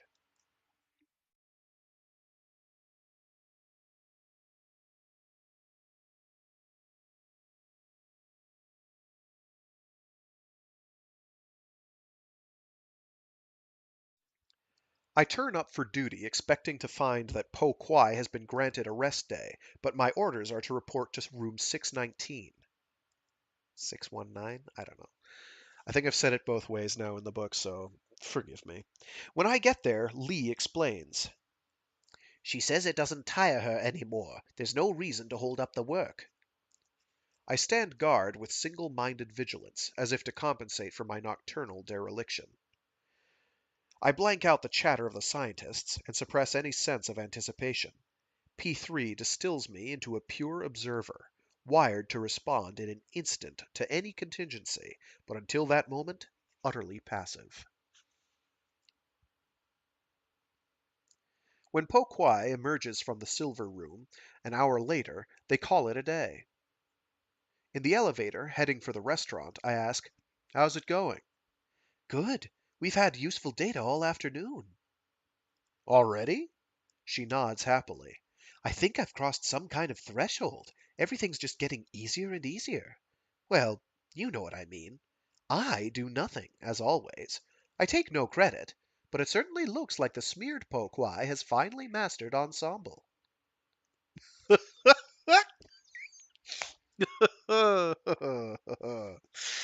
For a moment, I'm tempted to ask her to repeat what she said, but there's no need. I heard her perfectly, and the meaning is unambiguous. And if she's ever named, and if she's never named the mod before, no doubt she was explicitly instructed not to, by Leung perhaps, with sufficient emphasis for the message to sink in more fully than all the other security bullshit. I see no reason to admonish her for the slip. I sit through dinner with infinite patience, nodding politely while Po Kwai complains about how boring the food has become. I sit in the anteroom, listening to her moving about the apartment, wondering what difference, if any, this information will make. At 0100 I deprime, and my joy is no longer constrained. The true ensemble is the mod named ensemble, and this perfect equation, this electrifying symmetry, is the final confirmation of everything I believe. A revelation, yes, but in retrospect it seems impossible that it could have been otherwise. And what greater inspiration could I hope for to guide and encourage the virtual selves who remain loyal to my mission? I take out the dice generator, invoke the mods, and begin. The dice fall at random, again and again, but I'm not discouraged. My smeared self can't be expected to perform instant miracles, however fervently he's pursuing the task. Least of all when I annihilate him by collapsing every 6 seconds, and he has to least of all when I annihilate him by collapsing every 6 seconds, and he has to begin again, picking up the threads from whatever hologrammic traces of his experience are preserved in my brain. Must I collapse so often, after every throw? It's true that Po Kwai succeeded with this approach, and collapsing after each atom would have given her the simplest possible goal, amplifying one of just two possibilities. Her task and mine aren't identical, though. Ensemble is in her skull, not mine. Maybe I need to smear for a longer time to generate versions of myself capable of influencing the mod. How long was I smeared when Karen appeared, unbidden? I have no way of knowing. The process was out of my control. Now, that's no longer true. I tick the on switch. On the table beside me, the dice generator sends the images of the cubes spinning into the air. They look almost solid, even glinting convincingly as they pretend to catch the ambient light, and they fall to the surface with a faint simulated click. Snake's eyes, 2 ones. My target. I twitchily suppress the by now instinctive third step of the routine, and, leaving the hypernova menu untouched, enter this first result into the analysis program, thinking, each time I do this, von Neumann will smear into multiple versions, with copies of the program which have been fed every possible combination of results so far. I don't have to think about individual throws. All I have to do is choose an eigenstate in which the analysis program eventually declares success.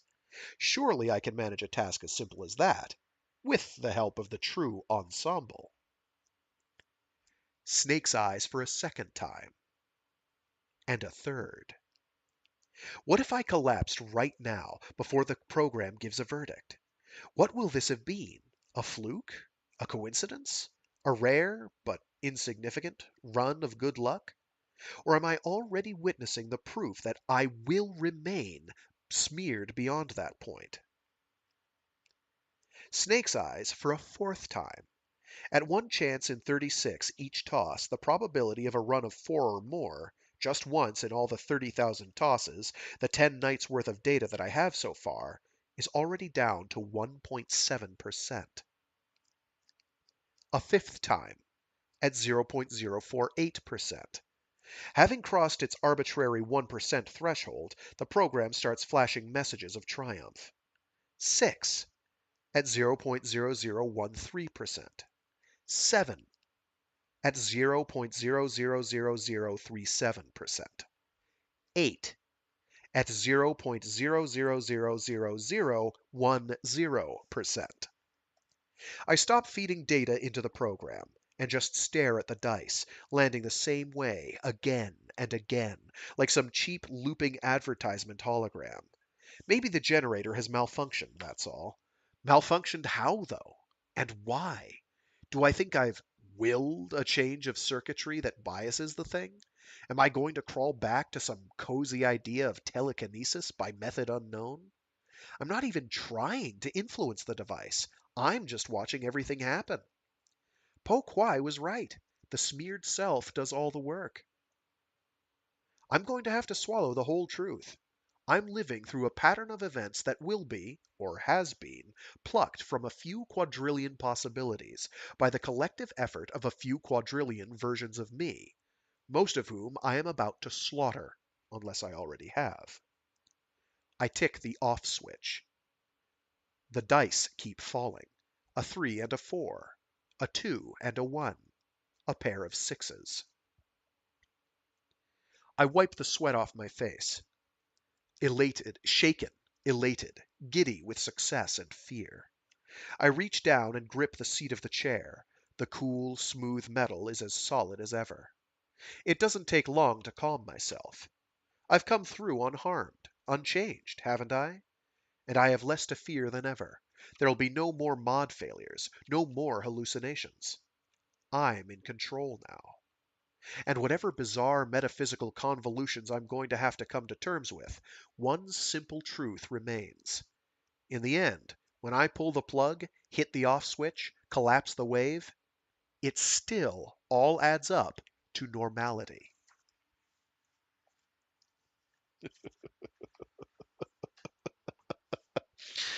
And on that, uh, more than slightly disconcerting note, depending on your read on the implications of these particular revelations, I'm going to have to call it for today.